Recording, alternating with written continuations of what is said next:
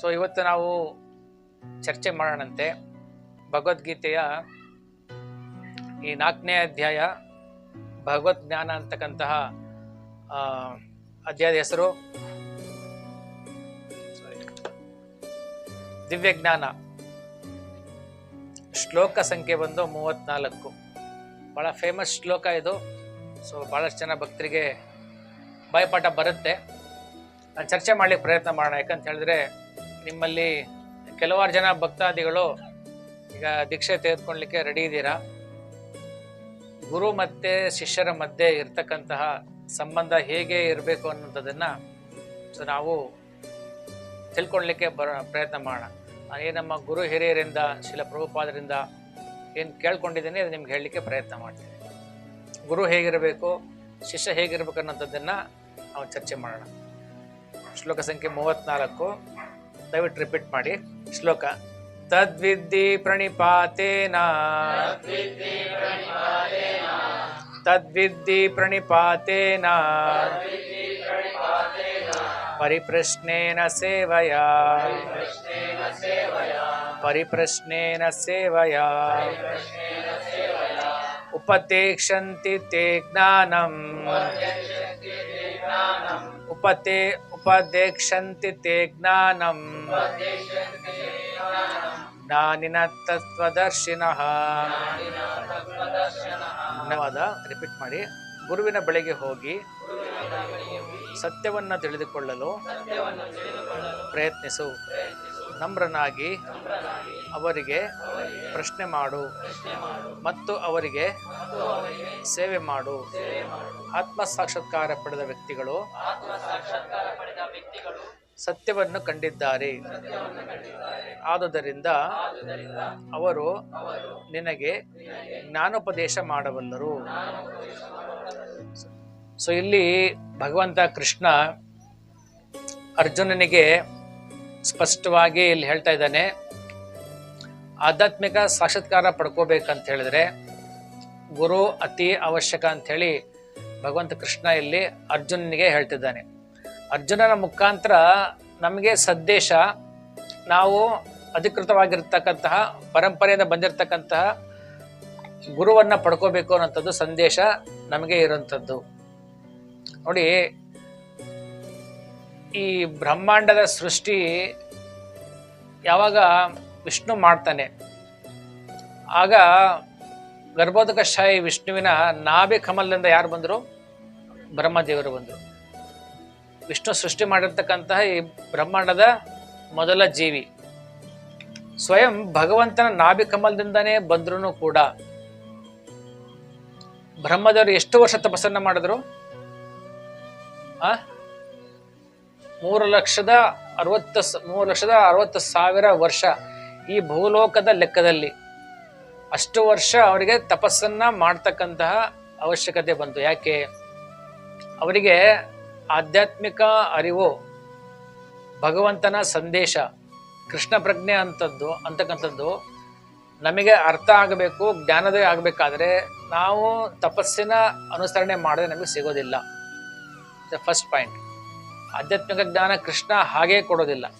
ಬ್ರಹ್ಮದೇವರು ಅಷ್ಟು ವರ್ಷ ತಪಸ್ ಮಾಡಿದ ಮೇಲೆ ಚತುರ್ಶ್ಲೋಕಿ ಭಾಗವತದ ಮುಖಾಂತರ ಕೃಷ್ಣ ಬ್ರಹ್ಮದೇವರಿಗೆ ಸಂಪೂರ್ಣ ಜ್ಞಾನವನ್ನು ಕೊಟ್ಟರು.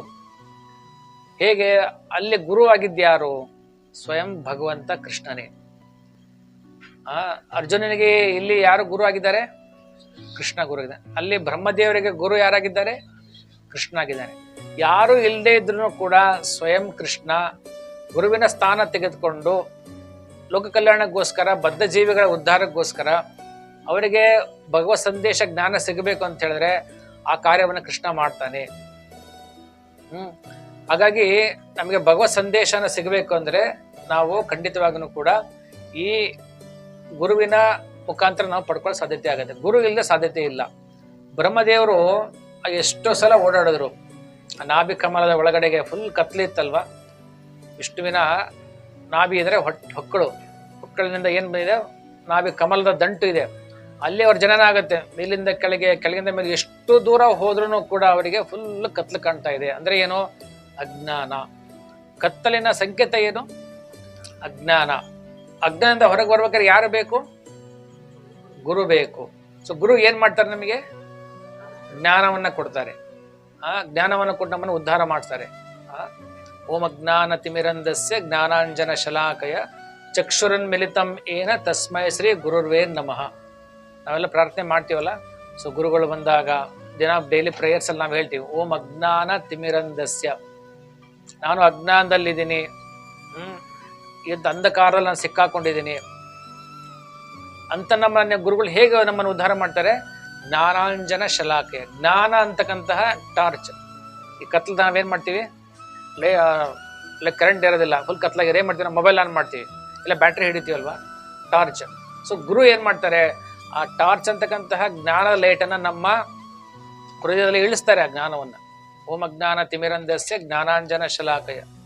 ಸೊ ಚಕ್ಷುರ ಉನ್ಮಿಲಿತಂ ಏನ, ಆ ಜ್ಞಾನವನ್ನು ಕೊಟ್ಟ ಏನ್ ಮಾಡ್ತಾರೆ? ನಮ್ಮ ಕಣ್ಣನ್ನ ತರಿಸ್ತಾರೆ. ಯಾವ ಕಣ್ಣು ಅದು? ನಮಗೆ ಈ ಕಣ್ಣಲ್ಲ. ಸೊ ನಮಗೆ ಯಾವ ಕಣ್ಣು ಮುಚ್ಚೋಗಿದೆ? ಜ್ಞಾನ ಅನ್ನೋ ಕಣ್ಣು ಮುಚ್ಚೋಗಿದೆ. ಆ ಕಣ್ಣು ತೆರಿಬೇಕಂತ ಹೇಳಿದ್ರೆ ಗುರುವಿನ ಸಂದೇಶ, ಗುರುವಿನ ಮಾರ್ಗದರ್ಶನ ವೆರಿ ಇಂಪಾರ್ಟೆಂಟ್. ಸೊ ಇಂಥ ಗುರುಗಳನ್ನ ಏನ್ ಮಾಡ್ತೇನೆ? ವಂದಿಸ್ತೇನೆ ಅಂತ ಹೇಳ್ತಾರೆ. ಸೊ ಅದಕ್ಕೋಸ್ಕರ ಇಲ್ಲಿ ಗುರು ಅತಿ ಅವಶ್ಯಕ. ಗುರು ಇಲ್ಲದೆ ನಾವೇನು ಮಾಡ್ಲಿಕ್ಕೆ ಸಾಧ್ಯತೆ ಇಲ್ಲ. ಸೊ ಹಾಗೆ ದಾಸರು ಹೇಳ್ತಾರೆ, ತಾವೆಲ್ಲ ಕೇಳಿದಾರ, ಗುರುವಿನ ಗುಲಾಮನಾಗುವ ತನಕ ದೊರೆಯ ದಂಡ ಮುಕ್ತಿ ಅಂತ ಹೇಳಿ. ಸೊ ದಾಸ ಶ್ರೇಷ್ಠ ಎಲ್ಲ ಕಡೆ ಹೇಳಿದ್ದಾರೆ. ನಾವು ಗುರುವಿನ ಸೇವೆ ಮಾಡದೆ ಹೊರತು ನಮಗೆ ಜ್ಞಾನ ಅಂತಕ್ಕಂಥದ್ದು ನಮಗೆ ಸಿಗೋದಿಲ್ಲ ಅಂತಕ್ಕಂಥದ್ದು ಕನ್ಫರ್ಮ್ ಅದು. ಸೊ ಹಾಗೆ ಈಗ ನಾವು ನೋಡ್ಬೋದು, ಸೊ ಗುರುಗಳನ್ನ ಶುದ್ಧ ಭಕ್ತರು ಕೂಡ ಸ್ವೀಕಾರ ಮಾಡಿದ್ದಾರೆ. ಕಲಿಯುಗದಲ್ಲಿ ಸ್ವಯಂ ಭಗವಂತ ಕೃಷ್ಣನೇ ಬಂದಾಗ ಅವ್ರೇನ್ ಮಾಡಿದ್ರು? ಸಾಂದೀಪನಿ ಮುನಿಗಳನ್ನ ಗುರುಗಳನ್ನ ಸ್ವೀಕಾರ ಮಾಡಿದ್ರು. ಶ್ರೀರಾಮಚಂದ್ರ ಬಂದ್ರು, ಅವರು ಕೂಡ ವಶಿಷ್ಠರನ್ನ ಗುರುಗಳನ್ನ ಸ್ವೀಕಾರ ಮಾಡಿದ್ರು. ಚೈತನ್ಯ ಮಹಾಪ್ರಭುಗಳು ಬಂದ್ರು, ಸ್ವಯಂ ಭಗವಂತನೇ ಅವತಾರ ಅಲ್ಲ, ಸ್ವಯಂ ಭಗವಂತನೇ. ಅವ್ರೇನ್ ಮಾಡಿದ್ರು? ಈಶ್ವರ ಪುರಿಗಳನ್ನ ಅವ್ರ ಗುರುಗಳನ್ನ ಸ್ವೀಕಾರ ಮಾಡಿದ್ರು. ಈಶ್ವರ ಪುರಿಗಳ ಗುಣ ಏನು ಅನ್ನೋದನ್ನ ನಾನು ಆಮೇಲೆ ಬರುತ್ತೆ, ಹೇಳ್ತೇನೆ ನಿಮಗೆ. ಸ್ವಯಂ ಭಗವಂತ ಬಂದ್ರು ಕೂಡ ಕಲಿಯುಗದಲ್ಲಿ ಅವರು ಗುರುಗಳನ್ನ ಸ್ವೀಕಾರ ಮಾಡ್ತಾರೆ. ಈ ಜಗತ್ತಿನ ಪದ್ಧತಿ ಹಾಗೇನೆ. ಒಬ್ಬ ಕಳ್ಳನಾಗಬೇಕಾದ್ರೂ ಏನ್ ಬೇಕು? ಗುರು ಮಾರ್ಗದರ್ಶನ ಬೇಕು ಅಲ್ವಾ? ಕಳ್ತನ ನಮಗೆ ಹಾಗೆ ಐಡಿಯಾ ಬರುತ್ತೆ ನಮಗೆ? ಇಲ್ಲ, ಯಾರಾದ್ರೂ ನೋಡಿ ಎಲ್ಲಾದ್ರೂ ಕೇಳಿ ಕಳ್ತನ ಮಾಡ್ತಾರಲ್ವಾ? ಸೊ ಅದೇ ರೀತಿ ಆಧ್ಯಾತ್ಮಿಕವಾಗಿ ನಾವು ಜ್ಞಾನ ಪಡ್ಕೋಬೇಕಾದ್ರೆ ಸೊ ನಮಗೆ ಗುರು ಅತಿ ಅವಶ್ಯಕ. ಈಗೇನಾಗಿದೆ, ನಾವೇಡೇಸ್ ಫ್ಯಾಷನ್ ಆಗಿಬಿಟ್ಟಿದೆ. ಎಸ್ಪೆಷಲಿ ಶ್ರೀಮಂತರ ಮನೆಯಲ್ಲಿ ಈಗ ಒಂದು ಟ್ರೆಂಡ್ ಆಗಿ ಶುರುವಾಗಿದೆ. ನೋಡಿದ್ದೇವೆ ನಾವು. ಈಗ ದೊಡ್ಡ ಶ್ರೀಮಂತರ ಫ್ಯಾಮಿಲಿ ಇರುತ್ತೆ, ಯಾವಾಗ ಬೇಕೋ ಅವಾಗ ಗುರುಗಳನ್ನ ತಮ್ಮ ಮನೆಗೆ ಕರ್ಸ್ಕೊಳ್ತಾರೆ. ಸೊ ಆಕ್ಚುಲಿ ಗುರುಗಳ ಬಳಿಗೆ ಏನಾಗಬೇಕು? ನಾವು ಹೋಗ್ಬೇಕು. ಸೊ ಇಲ್ಲೇನು ಹೇಳಿದಾರೆ ಶ್ಲೋಕದಲ್ಲಿ? ಇಲ್ಲಿ ತದ್ವಿದ್ಧಿ ಪ್ರಣಿಪಾತೇನ, ಸ್ಪಷ್ಟವಾಗಿ ಈ ಶ್ಲೋಕದಲ್ಲಿ ಹೇಳಿದ್ದಾರೆ. ಗುರುವಿನ ಬಳಿಗೆ ಹೋಗಿ ಸತ್ಯವನ್ನು ತಿಳಿದುಕೊಳ್ಳಲು ಪ್ರಯತ್ನಿಸಬೇಕು. ನಾವು ಗುರುಗಳ ಬಳಿಗೆ ಹೋಗ್ಬೇಕು. ಸತ್ಯವನ್ನ ಕಂಡಿರ್ತಕ್ಕಂಥವ್ರು ಅವರಿಂದ ನಾವೇನ್ ಮಾಡಬೇಕು? ಜ್ಞಾನವನ್ನು ತಿಳ್ಕೊಳ್ಳಿಕ್ಕೆ ಪ್ರಯತ್ನ ಪಡಬೇಕು. ಅವ್ರು ಹೋಗ್ಬೇಕು. ಹೋಗಿ ಏನ್ ಮಾಡಬೇಕು? ನಮ್ರನಾಗಿ ಅವ್ರಿಗೆ ಪ್ರಶ್ನೆ ಮಾಡಬೇಕು. ನಮ್ರತೆಯಿಂದ ಪ್ರಶ್ನೆ ಮಾಡಬೇಕು. ಚಾಲೆಂಜಿಂಗ್ ಮೋಡಲ್ ಪ್ರಶ್ನೆ ಮಾಡಬಾರ್ದು. ಈ ಗುರುಗಳಿಗೆ ಗೊತ್ತಿದೆಯೋ ಇಲ್ಲೋ ಅಂತ ಚಾಲೆಂಜಿಂಗ್ ಅಲ್ಲಿ ಕೇಳೋದು, ಅಥವಾ ಅವ್ರನ್ನ ಟೆಸ್ಟ್ ಮಾಡೋದು. ನನಗೆ ಜ್ಞಾನ ಗೊತ್ತಿದೆ, ಅವ್ರಿಗೆ ಗೊತ್ತಿದೆ ಇಲ್ಲ ಅಂತ ಅವರಿಗೆ ಟೆಸ್ಟ್ ಮಾಡಕ್ ಹೋಗೋದು. ಸೊ ಇದನ್ನ ಮಾಡಬಾರ್ದು. ಆ ಒಂದು ಮನೋಭಾವದಲ್ಲಿ ನಾವು ಗುರುಗಳ ಬಳಿಗೆ ಹೋಗಬಾರ್ದು. ಓಕೆ. ಸಮಯ ಹೋಗಿ ನಾವೇನ್ ಮಾಡಬೇಕು? ಸೇವೆ ಮಾಡಬೇಕು. ಅದಾದ ನಂತರ ನಾವೇನ್ ಮಾಡಬೇಕು? ಪ್ರಶ್ನೆಯನ್ನ ಮಾಡಬೇಕು. ಸೊ ಇಷ್ಟು ಮಾಡಿದ್ರೆ ಏನ್ ಲಾಭ? ನಮಗೆ ಏನ್ ಸಿಗುತ್ತೆ? ಆತ್ಮ ಸಾಕ್ಷಾತ್ಕಾರ ಪಡೆದ ವ್ಯಕ್ತಿಗಳು ಸತ್ಯವನ್ನು ಕಂಡಿದ್ದಾರೆ. ಗುರುಗಳು ಯಾರು? ಅವರು ಅಧಿಕೃತ ಪರಂಪರೆ ಬಂದಿರತಕ್ಕಂಥವ್ರು. ಅವರು ಆತ್ಮ ಸಾಕ್ಷಾತ್ಕಾರ ಮಾಡ್ಕೊಂಡಿರ್ತಾರೆ. ಭಗವಂತನ ಕೃಪೆ ಅಂತಕ್ಕಂಥದ್ದು ಅವರಿಗೆ ಆಗಿರುತ್ತೆ. ಸೊ ಹಾಗಾಗಿ ಅವರು ನಮ್ಗೆ ಏನ್ ಮಾಡಬಲ್ಲರು? ಅವರು ನಮಗೆ ಜ್ಞಾನೋಪದೇಶ ಮಾಡಬಲ್ಲವರು. ಸೊ ಯಾಕೆ ನಾವು ಗುರುಗಳ ಬಳಿಗೆ ಹೋಗ್ಬೇಕಂತ this is the reason. So ಈ ಕಾರಣಕ್ಕೋಸ್ಕರ ನಾವು ಭಗವಂತ ಗುರುಗಳ ಬಳಿಗೆ ನಾವು ಹೋಗ್ಲಿಕ್ಕೆ ಪ್ರಯತ್ನವನ್ನ ನಾವು ಮಾಡಬೇಕು. ನಾನಾಗ್ಲೇ ಹೇಳ್ತಾ ಇದ್ದೆ, ನಾವು ಟಿವಿಯಲ್ಲಿ ನೋಡ್ತೀವಿ ಎಷ್ಟೋ ಜನ ರಾಜಕೀಯ ವ್ಯಕ್ತಿಗಳು, ಶ್ರೀಮಂತರು ಗುರುಗಳನ್ನ ಮನೆಗೆ ಕರ್ಸ್ಕೊಳ್ತಾರೆ. ಯಾಕಂದ್ರೆ ತಮ್ಮ ಮಕ್ಕಳು ಫಾರಿನಲ್ಲಿ ಇರ್ತಾರೆ, ವರ್ಷಕ್ಕೋ 2 ವರ್ಷಕ್ಕೋ ಒಂದ್ಸಲ ಮನೆಗೆ ಬರ್ತಾರೆ. ಅವಾಗ ಗುರುಗಳನ್ನ ಕಳೆದ, ಬನ್ನಿ ನಮಗೆ ನಮ್ಮ ಮಕ್ಕಳು ಬಂದಿದ್ದಾರೆ, ಅಳಿಯ ಬಂದಿದ್ದಾರೆ, ಸೊಸೆ ಬಂದಿದ್ದಾರೆ, ಮತ್ತು ನಾವು ಫಾರಿನಲ್ಲಿ ಬಂದಿದ್ದೀವಿ ಅಂತ. ಸೊ ಮನೆಗೆ ಬರ್ತಾರೆ ಗುರುಗಳು, ಕೂತ್ಕೊಳ್ತಾರೆ.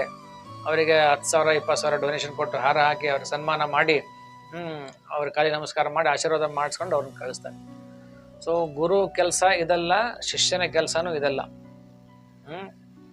ಸೊ ಇದು ನಿಜವಾದ ಗುರು ಪರಂಪರೆ ಅಲ್ಲ. ಇದು ಒಂಥರ ಪಕ್ಕ ಬಿಸ್ನೆಸ್ ಇದ್ದ ಹಾಗೆ. ಸೊ ಇದನ್ನ ನಾವು ಫಾಲೋ ಮಾಡೋದನ್ನ ಅವಾಯ್ಡ್ ಮಾಡಬೇಕು. ಇದು ನಮ್ಮ ಪರಂಪರೆಯಲ್ಲಿಲ್ಲ ಇದು. ಸೊ ಶಿಲ ಪ್ರಭುಪಾದರು ಅವರ ಗುರುಗಳು ಮೊದಲನೇ ಸಲ ಭೇಟಿ ಮಾಡಿದಾಗ 1921 ಇಸ್ವಿನಲ್ಲಿ ಯಾವಾಗ ಅವರನ್ನು ಭೇಟಿ ಮಾಡ್ತಾರೆ ಫಸ್ಟ್ ಟೈಮು, ಆ ಸಮಯದಲ್ಲೇನೆ ಅವ್ರಿಗೆ ಮಾರ್ಗದರ್ಶನ ಆಗುತ್ತೆ. ನಿನಗೆ ಇಂಗ್ಲಿಷ್ ಬರುತ್ತೆ, ಇನ್ನೂ ಯುವಕನಿದ್ದೀಯಾ, ಇನ್ನೂ ವಯಸ್ಸಿದೆ, ನೀನು ಇಂಗ್ಲಿಷ್ ಕಲ್ತಿರ್ತಕ್ಕಂಥದ್ರಿಂದ ನೀನು ಈ ಭಗವತ್ ಸಂದೇಶವನ್ನ ನೀನೆಲ್ಲ ಕಡೆ ಪ್ರಚಾರ ಮಾಡಬೇಕು. ಎಸ್ಪೆಷಲಿ ಪಾಶ್ಚಿಮಾತ್ಯ ದೇಶಗಳಲ್ಲಿ ನೀನು ಪ್ರಚಾರ ಮಾಡಬೇಕು. ಹಾಗೆ ನೀನು ಪುಸ್ತಕಗಳ ಸಮಯ ಸಿಕ್ಕಾಗ ಪುಸ್ತಕಗಳನ್ನ ನೀನು ಪ್ರಿಂಟ್ ಮಾಡಿ ಮಾರಬೇಕು, ಪ್ರಚಾರ ಮಾಡಬೇಕು. 2 ಸಂದೇಶ ಕೊಟ್ಟಿದ್ದು.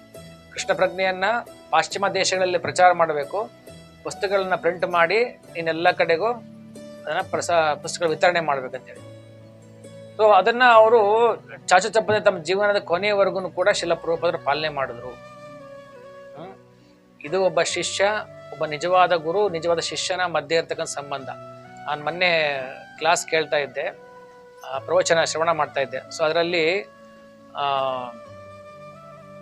ತಿರುಪತಿ ದೇವಸ್ಥಾನದ ಅಧ್ಯಕ್ಷರು ಯಾರು, ರೇವತಿ ರಮಣ ಪ್ರಭು, ಅವ್ರ ಪ್ರವಚನದಲ್ಲಿ ಹೇಳ್ತಾ ಇದ್ದಾರೆ, ಬಹಳ ಹಾರ್ಟ್ ಟಚಿಂಗ್ ಪಾಯಿಂಟ್. ಸೊ ಅದರಲ್ಲಿ ಹೇಳ್ತಾರೆ, ಶಿಲ ಪ್ರಭುಪಾದರು ಅಮೆರಿಕದಲ್ಲಿ ಇಸ್ಕಾನ್ ಸಂಸ್ಥೆ ಸ್ಥಾಪನೆ ಮಾಡಿ ಅಲ್ಲಿ ಎಲ್ಲ ಕಡೆನೂ ಕೂಡ ಪ್ರಿಂಟಿಂಗ್ ಪ್ರೆಸ್ ಎಲ್ಲವೂ ಇಟ್ಕೊಂಡಿದ್ರು. ಸ್ವಂತ ಇತ್ತು ಪ್ರಿಂಟಿಂಗ್ ಪ್ರೆಸ್ ಎಲ್ಲವೂ ಇಟ್ಕೊಂಡಿದ್ರು. ಅಲ್ಲಿ ಭಗವದ್ಗೀತಾ, ಭಾಗವತ ಎಲ್ಲ ಪ್ರಿಂಟ್ ಆಗಿ ಎಲ್ಲ ಕಡೆ ಪ್ರಚಾರ ಆಗ್ತಾ ಇತ್ತು ಬೇರೆ ಬೇರೆ ಭಾಷೆಗಳಲ್ಲಿ. ಪ್ರಭುಪಾದರಿಗೆ ಮಧ್ಯಾಹ್ನದ ಹೊತ್ತು ಭಾಳ ಆಯಾಸ ಆಗಿರುತ್ತೆ, ಸುಸ್ತಾಗಿರುತ್ತೆ. ಅವರು ಮೇಲ್ಮಹಡಿನಲ್ಲಿ ರೆಸ್ಟ್ ಮಾಡ್ತಾ ಇರ್ತಾರೆ. ಕೆಳ ಮಹಡಿನಲ್ಲಿ ಆ ಪುಸ್ತಕಗಳ ಪ್ರಿಂಟಿಂಗ್ ನಡೀತಾ ಇರುತ್ತೆ. ಪ್ರಿಂಟಿಂಗ್ ಸೌಂಡ್ ಕೇಳಿದಾರಲ್ಲ, ಚಕ ಚಕ ಚಕ ಚಕ ಚಕ ಚಕ ಅಂತ ಸೌಂಡ್ ಬರ್ತಾ ಇರುತ್ತೆ ಅಲ್ವಾ. ಪ್ರಭುಪಾದರು ಮೇಲಿದ್ದಾರೆ, ಎಲ್ಲರಿಗೂ ಸೌಂಡ್ ಕೇಳ್ತಾ ಇದೆ. ಪ್ರಭುಪಾದರು ಒಳಗಡೆ ಹೋಗಿ ರೂಮಲ್ಲಿ ರೆಸ್ಟ್ ಮಾಡೋಣ ಅಂತ ಒಳಗಡೆ ಹೋದ್ರು. ಆ ಸೌಂಡ್ ಆಗ್ತಾ ಇದೆ, ಪ್ರಭುಪಾದರು ರೆಸ್ಟ್ ಮಾಡ್ತಾ ಇದ್ದಾರೆ. ಭಕ್ತರಿಗೆ ಅನ್ನಿಸ್ತು ಆ ಪ್ರಿಂಟಿಂಗ್ ಪ್ರೆಸ್ ಇಂದ ಸೌಂಡು ಚಕ ಚಕ ಚಕ ಚಕ ಚಕ ಚಕ ಸೌಂಡ್ ಬರ್ತಾ ಇದೆಯಲ್ಲ, ಪ್ರಭುಪಾದರಿಗೆ ನಿದ್ದೆ ಅವರಿಗೆ ಆಯಾಸ ಆಗಿದೆ, ಡಿಸ್ಟರ್ಬ್ ಆಗ್ಬೋದು, ಎಚ್ಚರ ಆಗ್ಬಿಡ್ತಾರೆ ಅಂತೇಳಿ ಭಕ್ತರೇನು ಮಾಡ್ತಾರೆ, ಹೋಗಿ ಹಿರಿಯ ಭಕ್ತರೆಲ್ಲ ಸೇರಿ ಆ ಮಷೀನನ್ನು ಒಂದು ಸ್ವಲ್ಪ ಆಫ್ ಮಾಡ್ತಾರೆ. ಆಫ್ ಮಾಡೋದ್ಕೊಳ್ಳೆ ಪ್ರಭುಪಾದ ಚಕ್ಕನೆ ಎಚ್ಚರ ಆಗುತ್ತೆ. ಓಡ್ ಬಂದು ನೋಡ್ತಾರೆ, ಮಷಿನ್ ಆಫ್ ಆಗಿದೆ. ಯಾಕೆ ಆಫ್ ಮಾಡಿರಿ ಅಂತ ಕೇಳಿದ್ರೆ ಭಕ್ತರು ಹೇಳ್ತಾರೆ, ನಿಮಗೆ ಬಹಳ ಆಯಾಸ ಆಗಿದೆ, ಸುಸ್ತಾಗಿದೆ, ಹಾಗಾಗಿ ನಾವು ರೆಸ್ಟ್ ಮಾಡಲಿ ಅಂತ ಹೇಳಿ ನಾನು ಈ ಪ್ರಿಂಟಿಂಗ್ ಪ್ರೆಸ್ ಮಷೀನನ್ನು ಆಫ್ ಮಾಡಿದೀವಿ ಅಂತ ಹೇಳ್ತಾರೆ. ಪ್ರಭುಪಾದ ಹೇಳ್ತಾರೆ, ನೀವು ಪ್ರಿಂಟಿಂಗ್ ಮಷೀನ್ ಏನಿದೆ ಅದನ್ನು ಆಫ್ ಮಾಡೋದು ಒಂದೇ, ನನ್ನ ಹೃದಯವನ್ನು ನಿಲ್ಲಿಸೋದು ಎರಡೂ ಒಂದೇ. ನನ್ನ ಹೃದಯ ಡಬ್ ಡಬ್ ಡಬ್ ಡಬ್ ಅಂತ ಹೆಂಗೆ ಬಡಿಯುತ್ತೋ ಅದರ ಸಂಬಂಧ ಏನು ಅಂತ ಹೇಳಿದ್ರೆ, ಪ್ರಿಂಟಿಂಗ್ ಮಷೀನ್ ಚಕ ಚಕ ಚಕ ಚಕ ಸೌಂಡ್ ಇದೆ, ಅದು ಎಲ್ಲಿವರೆಗೂ ಓಡುತ್ತೆ ಅಲ್ಲಿವರೆಗೂ ನನ್ನ ಹೃದಯ ಬಡಿತಾ ಇರುತ್ತೆ. ಸೊ ಹಾಗಾಗಿ ನೀವು ನಿಲ್ಲಿಸಬೇಡಿ, ಯಾಕಂದ್ರೆ ನನ್ನ ಜೀವನೇ ಪುಸ್ತಕ, ನನ್ನ ಜೀವನೇ ಹರಿನಾಮ ಪ್ರಚಾರ, ಕೃಷ್ಣಪರ ಸಂದೇಶ ಪ್ರಚಾರ ಮಾಡೋದೇ ನನ್ನ ಜೀವನದ ಉದ್ದೇಶ ಅಂತೇಳಿ ಶಿಲ ಪ್ರಭುಪಾದ ಹೇಳ್ತಾರೆ. ಶಿಲ ಪ್ರಭುಪಾದ ಕೀ. ಸೊ ಇದು ನಿಜವಾದ ಗುರು. ತನಗೆ ಆಯಾಸ ಆಗಿಲ್ಲದೆ ಇರಲಿ, ಗುರುಗಳಾಗಿರ್ತಕ್ಕಂಥವ್ರು ಯಾಕಂಗೆ ಅವ್ರ ಆಯಾಸ ಆದ್ರೂ ಕೂಡ ಯಾಕಂಗೆ ಕುತ್ಕೊಂಡಿದ್ದಾರೆ ಶಿಲ ಪ್ರಭುಪಾದರು, ಯಾಕಂಗೆ ಸೇವೆ ನಡೀತಾ ಇರ್ಲಿ ಅಂತ ಹೇಳ್ತಾರೆ. ನಮ್ಮಂಥ ಬದ್ಧ ಜೀವಿಗಳು ನಾವು ಏನಾದರೂ ಅವರು ದೇಹತ್ಯಾಗ ಮಾಡಿ ವಾಪಸ್ ಹೋದರೆ, ಆ ಕೆಲಸ ಅರ್ಧಂಬರ್ಧ ನಿಂತ್ಕೊಂಡ್ರೆ, ಕೆಲವು ಭಾಷೆಗಳಲ್ಲಿ ಪುಸ್ತಕ ಟ್ರಾನ್ಸ್ಲೇಷನ್ ಆಗದೇ ಇದ್ರೆ ಅಲ್ಲಿ ಜೀವಿಗಳಿಗೆ ಕೃಷ್ಣ ಪ್ರಜ್ಞೆ ಸಿಗದೇ ಇರ್ಬೋದಲ್ವಾ ಅಂತ ಹೇಳಿ ಆ ಒಂದು ದೂರದೃಷ್ಟಿ ನಮ್ಮಂಥ ಬದ್ಧ ಜೀವಿಗಳ ಮೇಲೆ ಕೃಪಾ ದೃಷ್ಟಿ ಇರೋದ್ರಿಂದಾನೇ ಶಿಲ ಪ್ರಭುಪಾದರು ಆ ರೀತಿ ಎಷ್ಟು ನೋವನ್ನು ತೆಗೆದುಕೊಂಡ್ರು ಕೂಡ ನಮಗೆ ಆ ರೀತಿ ಮಾಡಿ ಸಾಧ್ಯತೆ ಆಯಿತು. ಸೊ ಅದಕ್ಕೆ ಹೇಳ್ತಾರೆ ಜಗದ್ಗುರು ಶಿಲ ಪ್ರಭುಪಾದ. ಅದಕ್ಕೆ ಅವ್ರಿಗೆ ಹೆಸರು ಹಿಂಗೆ ಸುಮ್ಮನೆ ಕೊಟ್ಟಿಲ್ಲ, ಜಗದ್ಗುರುಗಳವರು. ಜಗತ್ತನ್ನ ಚೇಂಜ್ ಮಾಡ್ಲಿಕ್ಕೆ ಮುಂದಿರ್ತಕ್ಕಂಥವ್ರು. ಸೊ ಆ ಸ್ಥಾನ ಅವರಿಗೆ ಹಾಗೆ ಸಿಕ್ಕಿಲ್ಲ. ಇಂಥ ಗುಣಗಳಿಂದಾಗಿ ನವಯುಗದ ಆಚಾರ್ಯ, ಕೃಷ್ಣ ಕೃಪಾಮೂರ್ತಿ, ಜಗದ್ಗುರು ಅಂತ ನಾವು ಅವ್ರಿಗೆ ಕರಿತೀವಿ ಅವ್ರಿಗೆ. ಸೊ ಇಂಥ ಗುರುಗಳ ಬಳಿಗೆ ನಾವು ಹೋಗಬೇಕು. ಈಗ ಶಿಲ ನಿಮಗೆ ಕೇಳ್ಬೋದು, ಶಿಲ ಪ್ರಭುಪಾದ ಇಲ್ಲಪ್ಪ ಹೆಂಗಪ್ಪ ಹೋಗೋದು ನಾವು ಅವ್ರಿಗೆ ಅಂತ ಹೇಳಿದ್ರೆ, ಶಿಲ ಪ್ರಭುಪಾದ ಹೇಳಿದ್ದಾರೆ, ನಾನು ಜೀವಂತವಾಗಿ ದೈಹಿಕವಾಗಿ ಇಲ್ಲದೆ ಇದ್ರೂ ಕೂಡ ನಾನು ನನ್ನ ಪುಸ್ತಕಗಳ ಮುಖಾಂತರ ನಾನು ಈ ಜಗತ್ತಲ್ಲಿ ಇರ್ತೀನಿ ಅಂತ ಹೇಳಿದ್ದಾರೆ. ನನ್ನ ಸಂದೇಶದ ಮುಖಾಂತರ ನಾನು ಜಗತ್ತಲ್ಲಿ ಇರ್ತೀನಿ ಅಂತ ಶಿಲ ಪ್ರಭುಪಾದ ಹೇಳಿದ್ದಾರೆ. ಶಿಲ ಪ್ರಭುಪಾದರ ಪ್ರವಚನ, ಅವರ ಸಂದೇಶ, ಅವರ ಮಾತು, ಅವರ ಪುಸ್ತಕಗಳು ಇವೆಲ್ಲದೂ ಕೂಡ ಬಂದು ಶಿಲ ಪ್ರಭುಪಾದರು ಸ್ವಯಂ ಇದ್ದಂಗೆ. ಅದನ್ನು ನಾವು ಕೇಳಿದ್ರೆ ಸಾಕು, ನಾವು ನೇರವಾಗಿ ಶಿಲ ಪ್ರಭುಪಾದ ಜೊತೆಗೆ ಸಂಬಂಧವನ್ನು ಬೆಳೆಸ್ಕೊಂಡು ಅವ್ರ ಜೊತೆ ಮಾತಾಡೋದಂಗೆ. ಸೊ ಈ ರೀತಿ ನಾವೇನು ಮಾಡಬೇಕು, ಪರಂಪರೆ ಮುಖಾಂತರ ಜ್ಞಾನವನ್ನು ಪಡ್ಕೊಂಡು ಅದನ್ನು ತಿಳ್ಕೊಳ್ಳಿಕ್ಕೆ ನಾವು ಪ್ರಯತ್ನ ಪಡಬೇಕು. ಸೊ ಹಾಗಾಗಿ ನೋಡಿ, ಈಗ ಶಿಲ ಪ್ರಭುಪಾದರಿದ್ದಾರೆ, ನೀವೆಲ್ಲ ಎಷ್ಟೆಲ್ಲ ಬಂದು ಕೂತ್ಕೊಂಡಿದ್ದೀರಾ. ಆದರೆ ಇವರಲ್ಲಿ ಎಷ್ಟೊಂದು ಜನ ಪ್ರಾಣಿಗಳು, ಪಶು ಪಕ್ಷಿಗಳು ಎಲ್ಲ ಇದಾವಲ್ಲ, ಅವು ಸತ್ಸಂಗಕ್ಕೆ ಬರ್ಲಿಕ್ಕೆ ಆಗುತ್ತಾ? ಶಿಲ ಪ್ರಭುಪಾದರ ಸಂಘ ತೆಗೆದುಕೊಳ್ಳಿಕ್ಕೆ ಆಗುತ್ತಾ ಅವಕ್ಕೆ? ಇಲ್ಲ. ಆ ಒಂದು ಅವಕಾಶ ಆ ಯೋನಿನಲ್ಲಿ ಹುಟ್ಟಿರ್ತಕ್ಕಂತಹ ಪಶು ಪಕ್ಷಿ ಪ್ರಾಣಿಗಳಿಗಿಲ್ಲ. ಆದ್ರೆ ನಮ್ಮಂತ ಮನುಷ್ಯರಿಗೆ ಈ ಒಂದು ಅವಕಾಶ ನಮಗಿದೆ. ಆಗ ನಾವೇನ್ ಮಾಡಬೇಕು? ಈ ಅವಕಾಶವನ್ನು ಪಡ್ಕೊಳ್ಬೇಕು. ಗುರುವಿನ ಕೃಪೆ ಪಡ್ಕೊಳೋದು, ಸೊ ಗುರುವಿನ ಒಂದು ಸಂದೇಶವನ್ನು ತಿಳ್ಕೊಳ್ತಕ್ಕಂತಹ ಒಂದು ಅವಕಾಶ ಸೊ ನಮಗೆ ಇದೆ. ಹಾಗೆ ನಾವು ಇದನ್ನ ನಮ್ಮ ಜೀವನವನ್ನ ಸಾರ್ಥಕ ಪಡಿಸ್ಕೊಳ್ಬೇಕು. ದಾಸರು ಹೇಳ್ತಾರಲ್ಲ, ಮಾನವ ಜನ್ಮ ದೊಡ್ಡದೋ, ಇದನ್ನು ಹಾಳು ಮಾಡಿಕೊಳ್ಳಬೇಡಿರೋ ಹುಚ್ಚಪ್ಪಗಳಿರ. ಮಾನವ ಜನ್ಮ ಸಿಗೋದು ವೆರಿ ರೇರ್. ನಾವು ಲೆಕ್ಕ ಹಾಕ್ಲಿಕ್ಕೆ ಆಗೋದಿಲ್ಲ. ಅಷ್ಟು ವರ್ಷಗಳಾದ ನಂತರ ನಮಗೆ ಇಂಥ ಒಂದು ಮಾನವ ಜನ್ಮ ಸಿಗುತ್ತೆ. ಇದನ್ನ ನಾವು ಸದುಪಯೋಗ ಪಡಿಸ್ಕೊಳ್ಬೇಕು. ಇದನ್ನ ನಾವು ವೃತ್ತ ನಾವು ಹಾಳು ಮಾಡ್ಕೊಳ್ಬಾರ್ದು. ಸೊ ನಾವು ಕೃಷ್ಣ ಪ್ರಜ್ಞೆ ಅರ್ಥ ಮಾಡ್ಕೊಳ್ಬೇಕಾದ್ರೆ ಗುರು ಇಸ್ ಎ ಮಸ್ಟ್. ಇಲ್ಲಿ ಸಂದೇಶ ಕೊಟ್ಟಿರೋ ಹಾಗೆ ಆ ಗುರುಗಳ ಬಳಿಗೆ ಹೋಗಬೇಕು. ಗುರುಗಳಿಗೆ ಫಸ್ಟ್ ಸೇವೆ ಮಾಡ್ಬೇಕು ನಂಬರವಾಗಿ. ಆಮೇಲೆ ಅವ್ರ ನಂಬರದಿಂದ ನಾವು ಅವರಿಗೆ ಪ್ರಶ್ನೆಯನ್ನ ಕೇಳಿ ನಮ್ಮ ಜೀವನ ಸಾಕ್ಷಾತ್ಕಾರ ಪಡಿಸ್ಕೊಳ್ಬೇಕು. ಹಾಗಾಗಿ ಪ್ರಾಣಿಗಳಿಗೆ ಇಲ್ಲದೆ ಇರ್ತಕ್ಕಂತಹ ಒಂದು ವಿಶೇಷವಾಗಿರ್ತಕ್ಕಂತಹ ಒಂದು ಅವಕಾಶ ಈ ಮಾನವ ಜನ್ಮಕ್ಕೆ ಸಿಕ್ಕಿದೆ. ಹಾಗಾಗಿ ಈ ಜನ್ಮವನ್ನು ನಾವು ಏನ್ ಮಾಡಬೇಕು? ಸಾರ್ಥಕ ಪಡಿಸ್ಕೊಳ್ಲಿಕ್ಕೆ ನಾವು ಪ್ರಯತ್ನ ಪಡಬೇಕು. ಆದರೆ ನಾವು ನೋಡ್ತೀವಿ, ಈಗ ಎಷ್ಟೊಂದು ಜನ ತಮ್ಮ ಜೀವನವನ್ನ ಹಾಗೆ ಹೇಗೋ ಜೀವನ ಮಾಡಿ ಅದನ್ನ ಕಳ್ಕೊಂಡು ತಮ್ಮ ಜೀವನವನ್ನ ಹಾಳು ಮಾಡ್ಕೊಳ್ತಿದ್ದಾರೆ. ಒಂದು ಸಣ್ಣದೊಂದು ನಿಮಗೆ ಕತೆ ಹೇಳ್ತೀನಿ, ಇದನ್ನ ಅರ್ಥ ಆಗತ್ತೆ ನಮಗೆ. ಮನುಷ್ಯನಿಗೆ ಒಂದು ಅವಕಾಶ ಕೊಟ್ಟಿದ್ರು.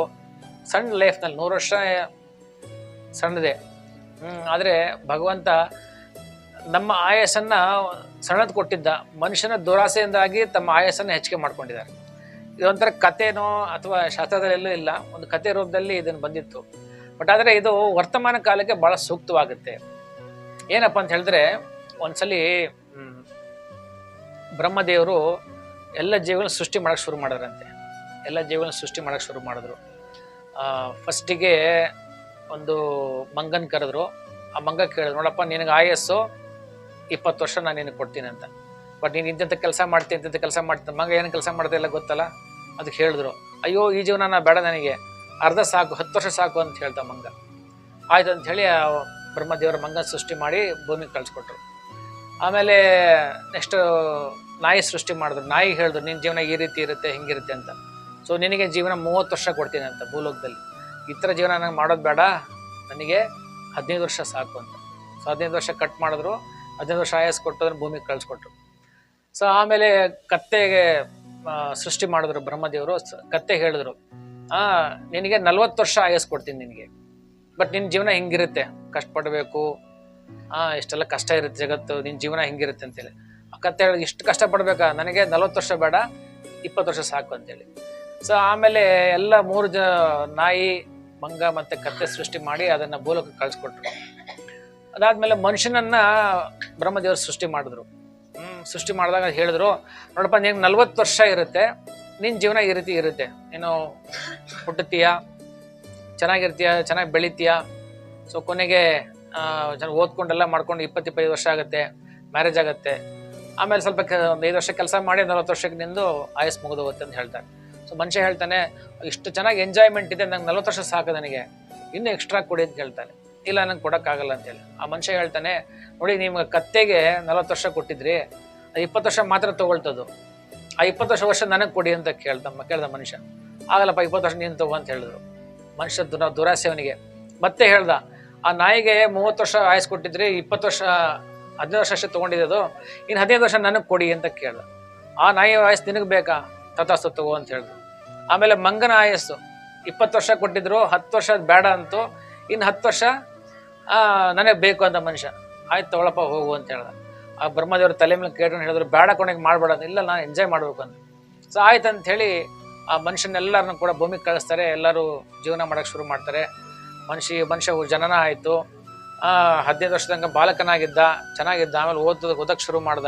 21 ವರ್ಷ ಆಯಿತು, ಮದುವೆ ಆಯಿತು, ಆರಾಮಾಗಿದ್ದ, ಜಾಬ್ ಕೆಲಸ ಮಾಡ್ಕೊಂಡು ಆರಾಮಾಗಿದ್ದ.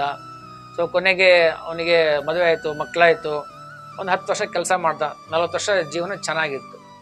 ಸೊ ಆಮೇಲೆ ಅವನಿಗೆ ನಿಜವಾದ ಜೀವನದ ಕಷ್ಟ ಶುರುವಾಗಿದ್ದ. ಅವಾಗ 40 ವರ್ಷಕ್ಕೆ ಅಷ್ಟು ಆಯಸ್ ಮುಗಿಸಿ ವಾಪಸ್ ಹೋಗ್ಬೋದಿತ್ತು ಅವನು ಎಂಜಾಯ್ ಮಾಡ್ಕೊಂಡು.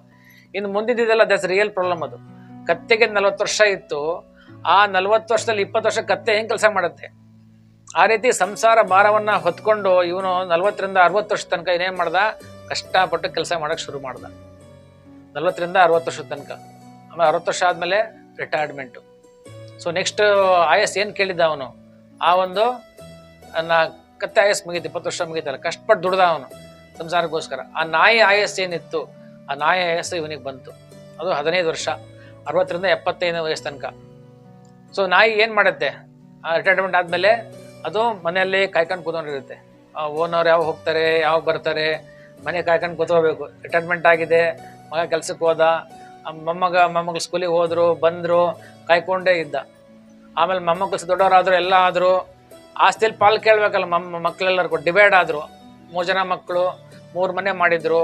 ಆಮೇಲೆ ಇವನಿಗೆ ಏನ್ ಮಾಡಿದ್ರು, ನೀನ್ ಇಲ್ಲೇ ಇರಬೇಡ, ಎಲ್ಲ ಮನೆಗೆ ಹೋಗು ಅಂತ ಹೇಳಿದ್ರು. ಮಂಗ ಒಂದೇ ಕಡೆ ಇರುತ್ತಾ? ಮಂಗ ಏನ್ ಮಾಡುತ್ತೆ? ಈ ಮರದಿಂದ ಆ ಮರಕ್ಕೆ, ಆ ಮರದ ಆ ಮರಕ್ಕೆ ಹೋಗ್ತಾ ಇರುತ್ತೆ. ಸೊ ಆ ಮನುಷ್ಯ ಏನ್ ಮಾಡ್ದ, ಈ ಮಗನ ಮನೆಗೆ 1 ವರ್ಷ, ಆ ಮಗನ ಮನೆಗೆ 1 ವರ್ಷ, ಈ ರೀತಿ ತಿರುಗಾಡ್ಕೊಳ್ತಾ ಇದ್ದ.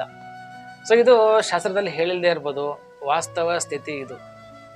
ಮನುಷ್ಯನ ನಿಜವಾದ ಒಂದು ಸಮಸ್ಯೆ ಅಂತಕ್ಕಂಥದ್ದು ಇಲ್ಲೇ ಇರೋದು. ಮನುಷ್ಯ ಇದನ್ನೇ ತನ್ನ ಜೀವನದಲ್ಲಿ ಪಾಲನೆ ಮಾಡ್ತಿದ್ದಾನಲ್ವಾ. ಯಾರಿಗೆ ಕೃಷ್ಣ ಪ್ರಜ್ಞೆ ಇಲ್ಲ, ಅವರು ನಾನು, ನನ್ನ ಪರಿವಾರ, ನನ್ನ ಇದು ಅಂತೇಳಿ ಅವ್ರು ಏನು ಮಾಡ್ತಿದ್ದಾರೆ, ಇದನ್ನೇ ಫಾಲೋ ಮಾಡ್ತಿದ್ದಾರೆ. ಕೊನೆಗೆ ಒಂದಿನ ಹೇಗೋ ಅವರು ತಮ್ಮ ಜೀವ ಬಿಡ್ತಾರೆ. ಸೊ ಈ ಥರ ಜೀವನ ಮಾಡಲಿಕ್ಕೆ, ಪಶು ಪ್ರಾಣಿಗಳ ಥರ ಜೀವನ ಮಾಡಲಿಕ್ಕೆ ಮಾನವ ಜನ್ಮ ಕೊಟ್ಟಿಲ್ಲ. ಪ್ರಾಣಿಗಳಿಗೆ 4 ಕಾಲು ಇರುತ್ತೆ, ಮನುಷ್ಯನಿಗೆ 2 ಕಾಲು. ಅದು 4 ಕಾಲು ಇರೋದು ಪ್ರಾಣಿ. ನಾವು 2 ಕಾಲು ಇಟ್ಕೊಂಡು ಈ ರೀತಿ ಜೀವನ ಮಾಡಿದ್ರೆ ನಮ್ಗೆ ಏನಂತಾರೆ? ದ್ವಿಪಾದ ಪಶು. ಸೊ ಇದಕ್ಕೋಸ್ಕರ ನಮಗೆ ಈ ಒಂದು ಜೀವನವನ್ನ ಕೊಟ್ಟಿಲ್ಲ. ಸೊ ಏನಕ್ಕೆ ನಮ್ಗೆ ಹೇಗೆ ನಾವು ಜೀವನ ಮಾಡಬೇಕು ಅದನ್ನ ನಿಮಗೆ ಈ ನವಯೋಗೇಂದ್ರರು ಕೇಳಿದಾರ ಹೆಸರು? ನವಯೋಗೇಂದ್ರ. ಸೊ ಅದ್ರಲ್ಲಿ 11ನೇ ಸ್ಕಂದದಲ್ಲಿ ಬರುತ್ತೆ. ಅದರಲ್ಲಿ ನವಯೋಗೇಂದ್ರರಲ್ಲಿ ಒಬ್ಬರಾಗಿರ್ತಕ್ಕಂತಹ ಪ್ರಬುದ್ಧ ಅಂತಕ್ಕಂಥವ್ರೊಬ್ರು, ಅವರು ಈ ರಾಜ ನಿಮಗೆ ಹೇಳ್ತಾರೆ ಮಾನವ ಜನ್ಮವನ್ನ ಯಾವ ರೀತಿ ನಾವು ಉದ್ಧಾರ ಮಾಡ್ಕೊಳ್ಬೋದು ಅನ್ನೋದನ್ನ ಅವರು ನಿಮಿ ರಾಜನಿಗೆ ಹೇಳ್ತಾರೆ. ಆ ಶ್ಲೋಕ ಬಹಳ ಸುಂದರವಾಗಿರ್ತಕ್ಕಂಥ ಶ್ಲೋಕ. ಅದು ಶ್ಲೋಕ ಈ ರೀತಿ ಇದೆ, ರಿಪೀಟ್ ಮಾಡಿ. ತಸ್ಮಾತ್ ಗುರುಂ ಪ್ರಪದ್ಯೇತ ಜಿಜ್ಞಾಸು ಶ್ರೇಯ ಉತ್ತಮಂ ಶಾಬ್ದೇ ಪರೇ ಚ ನಿಷ್ಣಾತಂ ಬ್ರಹ್ಮಣಿ ಪಶುಮಾಶ್ರಯಂ ಬ್ರಹ್ಮಣಿ ಪಶುಮಾಶ್ರಯಂ.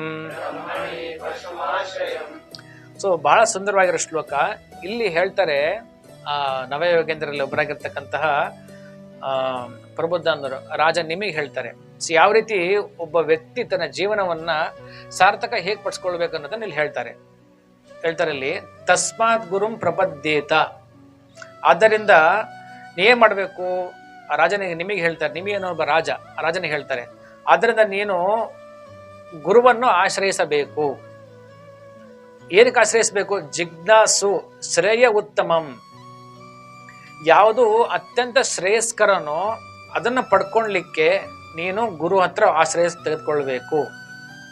ಶಾಬ್ದೇ ಪರೇ ಚ ನಿಷ್ಣಾತಂ ಹೇಳ್ತಾರೆ, ವೇದಗಳಲ್ಲಿ ಪರಮನಲ್ಲಿ ಮತ್ತು ಭಗವಂತನಲ್ಲಿ ಪ್ರಾರಂಗತನಾಗಿರ್ತಕ್ಕಂಥವ್ರು ಯಾರಿದ್ದಾರೆ, ವೇದಗಳಲ್ಲಿ ಮತ್ತೆ ಭಗವಂತನಿಗೆ ಅತ್ಯಂತ ಪ್ರಿಯರಾಗಿರ್ತಕ್ಕಂತಹ ಯಾರು ಗುರುಗಳಿರ್ತಾರೆ, ಅವರಲ್ಲಿ ಏನ್ ಮಾಡಬೇಕು? ಆಶ್ರಯ ತೆಗೆದುಕೊಳ್ಬೇಕು. ಅವರ ಗುಣಲಕ್ಷಣ ಏನು? ಯಾರು ಗುರುಗಳಿದ್ದಾರೆ ಅವರ ಗುಣಲಕ್ಷಣ ಏನು? ಬ್ರಹ್ಮಣಿ ಪಶಮ ಆಶ್ರಯಂ. ಅವ್ರೇನ್ ಮಾಡಿದ್ದಾರೆ? ಪರಾತ್ಪರ ಸತ್ಯನಲ್ಲಿ ಲೌಕಿಕ ವಸ್ತುಗಳಿಂದ ಶಾಶ್ವತವಾಗಿ ದೂರವಾಗಿರುವ. ಸೊ ಭಗವಂತನ ಪರಾತ್ಪರ ಸತ್ಯ ಅಂತ ಹೇಳಿದ್ರೆ ಭಗವಂತ ಕೃಷ್ಣ, ಅವರಿಗೆ ಅತ್ಯಂತ ಪ್ರಿಯರಾಗಿರ್ತಕ್ಕಂಥವ್ರು. ಸೊ ಮತ್ತೆ ಉಪಶಮ ಆಶ್ರಯಂ, ಯಾರು ಈ ಭೌತಿಕ ವಸ್ತುಗಳಿಂದ ದೂರ ಆಗಿದ್ದಾರೆ ಅವರು ನಿಜವಾದ ಗುರುಗಳು. ಸೊ ಇವ್ರ ಹತ್ರ ಹೋಗಬೇಕು. ಹೋಗಿ ಏನ್ ಮಾಡಬೇಕು ಅನ್ನೋದನ್ನ ಈ ಒಂದು ಶ್ಲೋಕದಲ್ಲಿ ಸುಂದರವಾಗಿ ಹೇಳಿದ್ದಾರೆ. ಏನದು?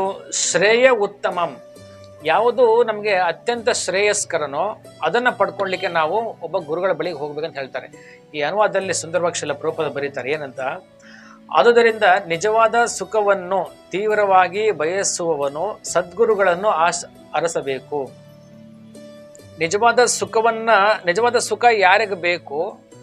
ಅದನ್ನ ಯಾರು ಪಡ್ಕೊಳ್ಲಿಕ್ಕೆ ತೀವ್ರವಾಗಿ ಆಸೆ ಇರುತ್ತೆ, ಸೊ ಅವ್ರೇನ್ ಮಾಡಬೇಕು, ಸದ್ಗುರುಗಳನ್ನು ಪಡೀಬೇಕು. ನಿಜವಾದ ಸುಖ ಎಲ್ಲಿದೆ? ನಿಜವಾದ ಸುಖ ಅಂತಕ್ಕಂಥದ್ದು ಭಗವಂತನ ಚರಣ ಆಶ್ರಯದಲ್ಲಿದೆ, ಅಥವಾ ಭಕ್ತರ ಸಂಘದಲ್ಲಿ ಅದು ಇದೆ.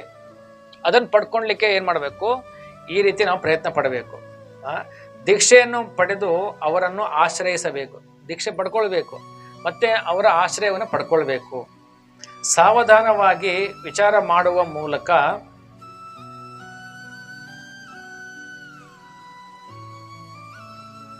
ಶಾಸ್ತ್ರಗಳ ಸಿದ್ಧಾಂತಗಳನ್ನು ಸಾಕ್ಷಾತ್ಕರಿಸಿಕೊಂಡಿರುವುದು ಮತ್ತು ಈ ಸಿದ್ಧಾಂತಗಳನ್ನು ಇತರರಿಗೆ ಮನದಟ್ಟು ಮಾಡಿಕೊಡುವ ಸಾಮರ್ಥ್ಯವನ್ನು ಹೊಂದಿರುವುದು ಸದ್ಗುರುಗಳ ಅರ್ಹತೆಯಾಗಿದೆ. ನೋಡಿ, ಹೇಳ್ತಾರೆ, ಶಾಸ್ತ್ರಗಳ ಸಿದ್ಧಾಂತವನ್ನ ಅರ್ಥ ಮಾಡಿಕೊಟ್ಟಿರ್ತಕ್ಕಂಥದ್ದು ಮತ್ತು ಅದನ್ನ ಮನದಟ್ಟು ಮಾಡಿಕೊಂಡು ಬೇರೆ ಬದ್ಧ ಜೀವಿಗಳಿಗೆ ತಿಳಿಸ್ಕೊಳ್ತಕ್ಕಂಥ ಅರ್ಹತೆ ಯಾರಿಗಿದೆ? ಅದು ಅಂತಹ ಗುರುಗಳಿಗಿದೆ. ಸಕಲ ಲೌಕಿಕ ವಿಷಯಗಳನ್ನು ದೂರವಿರಿಸಿ ಪರಮಪ್ರಭುವಿನಲ್ಲಿ ಆಶ್ರಯವನ್ನು ಪಡೆದಿರುವ ಅಂತಹ ಮಹಾಪುರುಷರೇ ಸದ್ಗುರುಗಳೆಂದು ತಿಳಿಯಬೇಕು. ಎಲ್ಲ ಲೌಕಿಕ ವಿಷಯಗಳನ್ನ ದೂರ ಇಟ್ಟು ಪ್ರಭು ಕೃಷ್ಣನಲ್ಲಿ ಯಾರು ಆಶ್ರಯವನ್ನು ಪಡೆದಿರ್ತಾರೆ ಅಂತಹ ಮಹಾಪುರುಷರ ಸದ್ಗುರುಗಳನ್ನು ತಿಳ್ಕೊಳ್ಬೇಕು. ಮತ್ತೆ ನಮಗೆ ಇಲ್ಲಿ ನೆಕ್ಟರ್ ಆಫ್ ಡಿವೋಷನ್ ಉಪದೇಶಾಮೃತದಲ್ಲೂ ಕೂಡ ಹೇಳ್ತಾರೆ, ರೂಪ ಗೋಸ್ವಾಮಿಯರು ಹೇಳ್ತಾರೆ. ಏನಂತ ಹೇಳ್ತಾರೆ, ಅದರಲ್ಲಿ 64 ಪ್ರಿನ್ಸಿಪಲ್ಸ್ ಇದೆ. ಒಬ್ಬ ಸಾಧನಾ ಭಕ್ತ ಈ 64 ಪ್ರಿನ್ಸಿಪಲ್ಗಳನ್ನು ತಮ್ಮ ಜೀವನದಲ್ಲಿ ಪಾಲನೆ ಮಾಡಬೇಕು. ಅದರಲ್ಲಿ ಮೊದಲನೇ 20 ಏನಿದೆ ಅದು ಹೇಳ್ತಾರೆ ಗೇಟ್ ವೇ ಫಾರ್ ಡಿವೋಷನ್ ಅಂತ ಹೇಳ್ತಾರೆ. ಭಕ್ತಿ ಮಾಡಲಿಕ್ಕೆ ಒಂಥರ ಮಾರ್ಗವನ್ನು ಓಪನ್ ಮಾಡ್ದಂಗೆ 64 ಅಂಶಗಳಲ್ಲಿ ಸಾಧನಾ ಭಕ್ತಿನಲ್ಲಿ ಆ ಮೊದಲನೇ 20 ಆರ್ ವೆರಿ ಇಂಪಾರ್ಟೆಂಟ್. ಸೊ ಅದರಲ್ಲಿ ಮೊದಲನೇ 10 ಏನಿದೆ ಅದು ಹೇಳುತ್ತೆ ಪ್ರವೃತ್ತಿ, ಅಂದ್ರೆ ಏನ್ ಮಾಡಬೇಕು ಭಕ್ತಿನಲ್ಲಿ ಅಂತ. ಆಮೇಲೆ ಎರಡನೇದು 10 ಹೇಳುತ್ತೆ ನಿವೃತ್ತಿ, ಅಂದ್ರೆ ಏನ್ ಮಾಡಬಾರ್ದು ಭಕ್ತಿನಲ್ಲಿ, ಏನ್ ಮಾಡಬೇಕು ಮೊದಲನೇ 10, ಏನ್ ಮಾಡಬಾರ್ದು ಅನ್ನೋದು ಸೆಕೆಂಡ್ 10. ಅದರಲ್ಲಿ ಮೊದಲ 3 ಏನಿದೆ ಇಸ್ ವೆರಿ ಇಂಪಾರ್ಟೆಂಟ್. ಮೊದಲ 3 ಅತಿ ಅವಶ್ಯಕ. ಅದ್ರ ಹೇಳ್ತಾರೆ ರೂಪ ಗೋಸ್ವಾಮಿಯರು, ಮೊದಲನೇದು ಬಂದು ಗುರುಪಾದಾಶ್ರಯ. ನಾವು ಭಕ್ತಿನಲ್ಲಿ ಏನು ಮಾಡಬೇಕು, ಗುರುವಿನ ಪಾದಗಳಲ್ಲಿ ಆಶ್ರಯವನ್ನು ಪಡ್ಕೊಳ್ಬೇಕು, ಗುರುಪಾದಾಶ್ರಯ. ಸೆಕೆಂಡ್ ಒನ್ ಬಂದು ಶ್ರೀಕೃಷ್ಣ ದೀಕ್ಷಿತ ಶಿಕ್ಷಣಂ. ಸೊ ದೀಕ್ಷೆ ಪಡ್ಕೊಂಡು ಅದಕ್ಕೆ ಏನು ಅರ್ಹತೆ ಪಡ್ಕೊಳ್ಬೇಕು ಎಲ್ಲವನ್ನು ಕೂಡ ನಾವು ಅಭ್ಯಾಸ ಮಾಡಬೇಕು. ಸೊ ಮೂರನೇದು ಬಂದು ವಿಶ್ರಂಭೇನ ಗುರು ಸೇವೆಯ, ನಾವು ಗುರುಗಳ ಸೇವೆಯನ್ನು ಮಾಡಬೇಕು. ಸೊ ಈ ಮೊದಲ 3 ಏನಿದೆ ಒಬ್ಬ ಮನುಷ್ಯನ ಆದ್ಯ ಕರ್ತವ್ಯ. ಕೃಷ್ಣ ಪ್ರಜ್ಞೆಗೆ ಬಂದು ನಾವು ಅಧಿಕೃತ ಗುರುಗಳಿಗೆ ಆಶ್ರಯ ಪಡ್ಕೊಂಡು ಸೇವೆ ಮಾಡಿ ಅವರಿಂದ ಜ್ಞಾನವನ್ನು ಪಡ್ಕೊಳ್ಬೇಕು. ಯಾಕಂದ್ರೆ ಗುರು ಅಂದ್ರೆ ಏನು, ಗುರು ಅನ್ನೋ ಪದ ಅರ್ಥ ಏನಂದ್ರೆ ಗುರು ಇದ್ರೆ ಹೆವಿ ಅಂತಾರೆ. ಈ ನವಗ್ರಹಗಳಲ್ಲಿ ಅತ್ಯಂತ ದೊಡ್ಡ ಗ್ರಹ ಯಾವುದು? ಗುರು ಗ್ರಹ. ದೊಡ್ಡ ಗ್ರಹ, ಅದು ಬಹಳ ಭಾರವಾಗಿರುತ್ತೆ. ಸೊ ಗುರು ಅನ್ನೋ ಪದಕ್ಕರ ಅರ್ಥನೂ ಅದೇನೆ. ಗುರು ಅಂದ್ರೆ ಹೆವಿ. ಗುರು ಅಂತ ಹೇಳಿದ್ರೆ ಈಸ್ ವೆರಿ ಹೆವಿ. ಅಂದ್ರೆ ಒಬ್ಬ ಗುರು ಸಾಧಾರಣವಾಗಿ ಹೋಗಿ ನಮಸ್ಕಾರ ಮಾಡಿ ಒಂದು ದಕ್ಷಿಣೆ ಹಾಕಿದ್ಕೊಳ್ಳಿ, 2 ಕೈ ಎತ್ತಿ ತಲೆ ಮೇಲೆ ಇಟ್ಟು ನಮಸ್ಕಾರ ಆಶೀರ್ವಾದ ಕೊಟ್ಟು ನೀವು ಹೋಗ್ರಿ ಅಂತಲ್ಲ. ನಿಮ್ಮಲ್ಲಿರೋ ದೋಷಗಳನ್ನ ತಿರ್ತಕ್ಕಂಥದ್ದು ಗುರುವಿನ ಕರ್ತವ್ಯ. ನೀವು ಯಾವ ಮಾರ್ಗದಲ್ಲಿದ್ದೀರಾ ಅದನ್ನ ತಿದ್ದು ಬಿಟ್ಟು ಸರಿ ಮಾರ್ಗಕ್ಕೆ ತರ್ತಕ್ಕಂಥದ್ದು ಗುರುವಿನ ಒಂದು ಕರ್ತವ್ಯ. ಗುರು ಅಂದ್ರೆ ಹಾಗೆ ಅಲ್ಲ ನೋಡಿ. ಗುರು ಆಗಿರ್ತಕ್ಕಂಥ ಯಾರು ದೀಕ್ಷೆ ಕೊಡ್ತಾರೆ ಗುರುಗಳು, ಆ ಗುರುಗಳು ನೀವು ಎಲ್ಲಿವರೆಗೂ ಕೂಡ ನಿಮಗೆ ಶುದ್ಧ ಆಗಿ ಭಗವದ್ಧಾಮಕ್ಕೆ ಮರಳಿ ಹೋಗೋದಿಲ್ಲ, ಅಲ್ಲಿವರೆಗೂ ಕೂಡ ಅವ್ರ ಜವಾಬ್ದಾರಿ ಇರುತ್ತೆ. ಈಗ ಮದುವೆ ಆದಾಗ ಗಂಡ ಹೆಂಡತಿ ಅವರು ಕೊನೆ ಉಸಿರು ಇರೋವರೆಗೂ ಅಷ್ಟೇ ಅವ್ರ ಜವಾಬ್ದಾರಿ ಇರುತ್ತೆ. ಆದರೆ ಒಬ್ಬ ಗುರು ಒಬ್ಬ ಶಿಷ್ಯನನ್ನ ಎಲ್ಲಿವರೆಗೂ ಮರಳಿ ಭಗವದ್ಧಾಮಕ್ಕೆ ಕರ್ಕೊಂಡು ಹೋಗೋದಿಲ್ಲ. ಸೊ ಅಲ್ಲಿವರೆಗೂ ಕೂಡ ಆ ಗುರುಗಳು ಅವರ ಹಿಂದೆನೇ ಫಾಲೋ ಮಾಡ್ತಿರ್ತಾರೆ. Best example is Billo Mangal Thakur. Billo Mangal Thakur ಹಿಂದಿನ ಜನ್ಮದಲ್ಲಿ ಅವ್ರಿಗೆ ದೀಕ್ಷೆ ಆಗಿ ಗುರುಗಳಿದ್ರು. ಈ ನೆಕ್ಸ್ಟ್ ಜನ್ಮ ಅವರು ಹಿಂದಿನ ಜನ್ಮದಲ್ಲಿ ಪರಿಪೂರ್ಣ ಆಗಲಿಲ್ಲ. ನೆಕ್ಸ್ಟ್ ಜನ್ಮಕ್ಕೆ ಕೂಡ ಮತ್ತೆ ಜನ್ಮ ತೆಗೆದುಕೊಂಡ ಮೇಲೆ ಅವರು ಒಬ್ಬ ವೇಶ್ಯ ಸಹವಾಸಕ್ಕೆ ಬೀಳ್ತಾರೆ. ಯಾರ ಹೆಸರಿಗೆ ಸ್ಟೋರಿ ಕೇಳಿದಿರೋದು? ಬಿಲ್ಲೋ ಮಂಗಲ್ ಕಥೆ ಕೇಳಿದಿರಲ್ಲ, ಮಾಡಿದಿರಾ? Okay. So very very inspiring story ಇದು. ಸೊ ಅವರು ಆ ವೇಶ್ಯ ಹಿಂದೆ ಹೋಗ್ತಾರೆ, ಅದೆಲ್ಲ ತಾವು ಕತೆ ಕೇಳಿದಾರಲ್ಲ, ವೇಶ್ಯ ಹಿಂದೆನೆ ಹೋಗ್ತಾರೆ ಸಂಘವನ್ನ ಪಡ್ಲಿಕ್ಕೆ. ಆ ವೇಶ್ಯ ಯಾರು? ವೇಶ್ಯ ಬಂದು ಸ್ವಯಂ ಗುರುನೇ. ಈ ಪ್ರವಚನ ಕೊಡ್ಬೇಕಾದ್ರೆ ಶಿಲ ಪ್ರಭುಪಾದರು ತಮ್ಮ ಶಿಷ್ಯಂದ್ರಿಗೆ ಹೇಳ್ತಾರೆ, don't make me as A prostitute ಅಂತ. ಬಿಲ್ಲೋ ಮಂಗಲ್ ತರ ನನ್ನನ್ನ ನೀವು ಒಬ್ಬ ವೇಶ್ಯನಾಗಿ ಮಾಡ್ಬೇಡಿ. ಅಂದ್ರೆ ನಾಲ್ಕು ನೇಮ ಪಾಲನೆ ಮಾಡಿ ಈ ಲೈಫಲ್ಲಿ ನೀವು ಭಗವಂತ ವಾಪಸ್ ಹೋಗಿ ಮತ್ತೆ ನೀವು ಪತನ ಹೊಂದಬೇಡಿ ಅಂತ ಹೇಳ್ತಾರೆ. ಸೊ ಗುರುಸ್ಥಾನ ಅತ್ಯಂತ ಶ್ರೇಷ್ಠವಾದ, ಶಿಷ್ಯನ ಜವಾಬ್ದಾರಿನೂ ಕೂಡ ಅಷ್ಟೇ ಇರುತ್ತೆ. ಶಿಷ್ಯನನ್ನ ತಿದ್ದಿ ವಾಪಸ್ ಕರ್ಕೊಂಡು ಹೋಗುವಂಥದ್ದು ಆ ಗುರುವಿನ ಕರ್ತವ್ಯ. ಒಂದ್ಸಲಿ ಪ್ರಭುಪಾದರು ಯುರೋಪ್ ಕಂಟ್ರಿನಲ್ಲಿ ವಾಕಿಂಗ್ ಹೋಗ್ತಾ ಇರ್ತಾರೆ. ಟೈಮ್ ಹತ್ಕೊಳ್ಳಿ ಹೇಳಿ. ಸೊ ಒಂದ್ಸಲಿ ಪ್ರಭುಪಾದರು ಯುರೋಪ್ ಕಂಟ್ರಿನಲ್ಲಿ ವಾಕಿಂಗ್ ಹೋಗ್ತಿರ್ತಾರೆ. ಸಿಕ್ಕಾಪಟ್ಟೆ ಚಳಿ ಇರ್ತಾರೆ, ನೋಡಿದ್ರೆ ಎಲ್ಲ ಟೋಪಿ ಹಾಕೊಂಡು, ಸ್ವೆಟರ್ಸ್ ಹಾಕೊಂಡು, ಶೂ ಎಲ್ಲ ಹಾಕೊಂಡು, ಹ್ಯಾಂಡ್ ಗ್ಲೌಸ್ ಹಾಕೊಂಡು ಪ್ರಭುಪಾದರು ಶಿಷ್ಯಂದ್ರ ಹಿಂದ್ಗಡೆಗೆ 15-20 ಜನ ಭಕ್ತರು ಮಾರ್ನಿಂಗ್ ವಾಕ್ ಹೋಗ್ತಾ ಇರ್ತಾರೆ. ಯುರೋಪ್ ಕಂಟ್ರೀಸು ಭಾಳ ಚಳಿ ಇರೋದ್ರಿಂದ ಸಣ್ಣ ಒಂದು ಸರೋವರ ಇರುತ್ತೆ. ಆ ಸರೋವರ ಹೆಪ್ಪುಕಟ್ಟಿರುತ್ತೆ, ಅದ್ರ ಮೇಲೆ ವಾಕ್ ಮಾಡ್ಬೋದು, ಅಷ್ಟು ನೀರಲ್ಲೇ ಹೆಪ್ಪುಕಟ್ಟಿರುತ್ತೆ. ಆಗ ಪ್ರಭುಪಾದರು ವಾಕ್ ಮಾಡಬೇಕಾದ್ರೆ ಪ್ರವಚನ ಕೊಟ್ಕೊಂಡು ಹೋಗ್ತಿರ್ತಾರೆ. ನಮ್ಮ ಸ್ಟಿಕ್ ಇರುತ್ತಲ್ಲ, ವಾಕಿಂಗ್ ಸ್ಟಿಕ್ಕು, ಆ ವಾಕಿಂಗ್ ಸ್ಟಿಕ್ ತಗೊಂಡು ಆ ನೀರು ಮಂಜುಗಡ್ಡೆ ಕಟ್ಟಿರುತ್ತಲ್ಲ, ಆ ಮಂಜುಗಡ್ಡೆ ಚೆನ್ನಾಗಿ ಕುಟ್ತಾರೆ ಪ್ರಭುಪಾದರು, ಜೋರ ಪಟ ಪಟ ಪಟ ಕುಟ್ತಾರೆ. ಸೊ ಅದು ಒಂದು ಮಂಜುಗಡ್ಡೆ ಎಲ್ಲ ಪೀಸ್ ಆಗಿ ಹೋಗುತ್ತೆ. ಅದು ಪ್ರಭುಪಾದರು ಯಾಕೆ ಮಾಡ್ತಿದ್ದಾರೆ ಅನ್ನೋದು ಭಕ್ತರಿಗೆ ಅರ್ಥ ಆಗಲ್ಲ. ಬಟ್ ಪ್ರಭುಪಾದ್ ಏನೇ ಮಾಡಿದ್ರು ಕೂಡ ಪ್ರತಿಯೊಂದರಲ್ಲೂ ಕೂಡ ಭಕ್ತರಿಗೆ ಒಂದು ಸಂದೇಶ ಇಟ್ಟಿರ್ತಾರೆ ಪ್ರಭುಪಾದರು. ಸೊ ಪ್ರಭುಪಾದ ಕೇಳ್ತಾರೆ, ಯಾಕೆ ಪ್ರಭುಪಾದ್ ಹಿಂಗೆ ಮಾಡಿದ್ರಿ ನೀವು ಅಂತೇಳಿ. ಸೊ ಹೇಳ್ತಾರೆ, ಶಿಷ್ಯ ಹೆಂಗೆ ಅಂತ ಹೇಳಿದ್ರೆ, ಬದ್ಧ ಜೀವಿ ಹೆಂಗೆ ಅಂತ ಹೇಳಿದ್ರೆ, ಈ ಕರಗದೇ ಇರ್ತಕ್ಕಂತಹ ಮಂಜುಗಡ್ಡೆ ಇದ್ದಂಗೆ. ಗುರುವಿನ ಕೆಲಸ ಏನು, ಆ ಮಂಜುಗಡ್ಡೆ ಚೆನ್ನಾಗಿ ಕುಟ್ಟಿ ಅದನ್ನ ಬೇಸಲಿಗೆ ಹಾಕಿ ಅದನ್ನ ನೀರು ಮಾಡಿ ಅದು ಹರಿದು ಹೋಗಿ ಮಾಡಬೇಕು.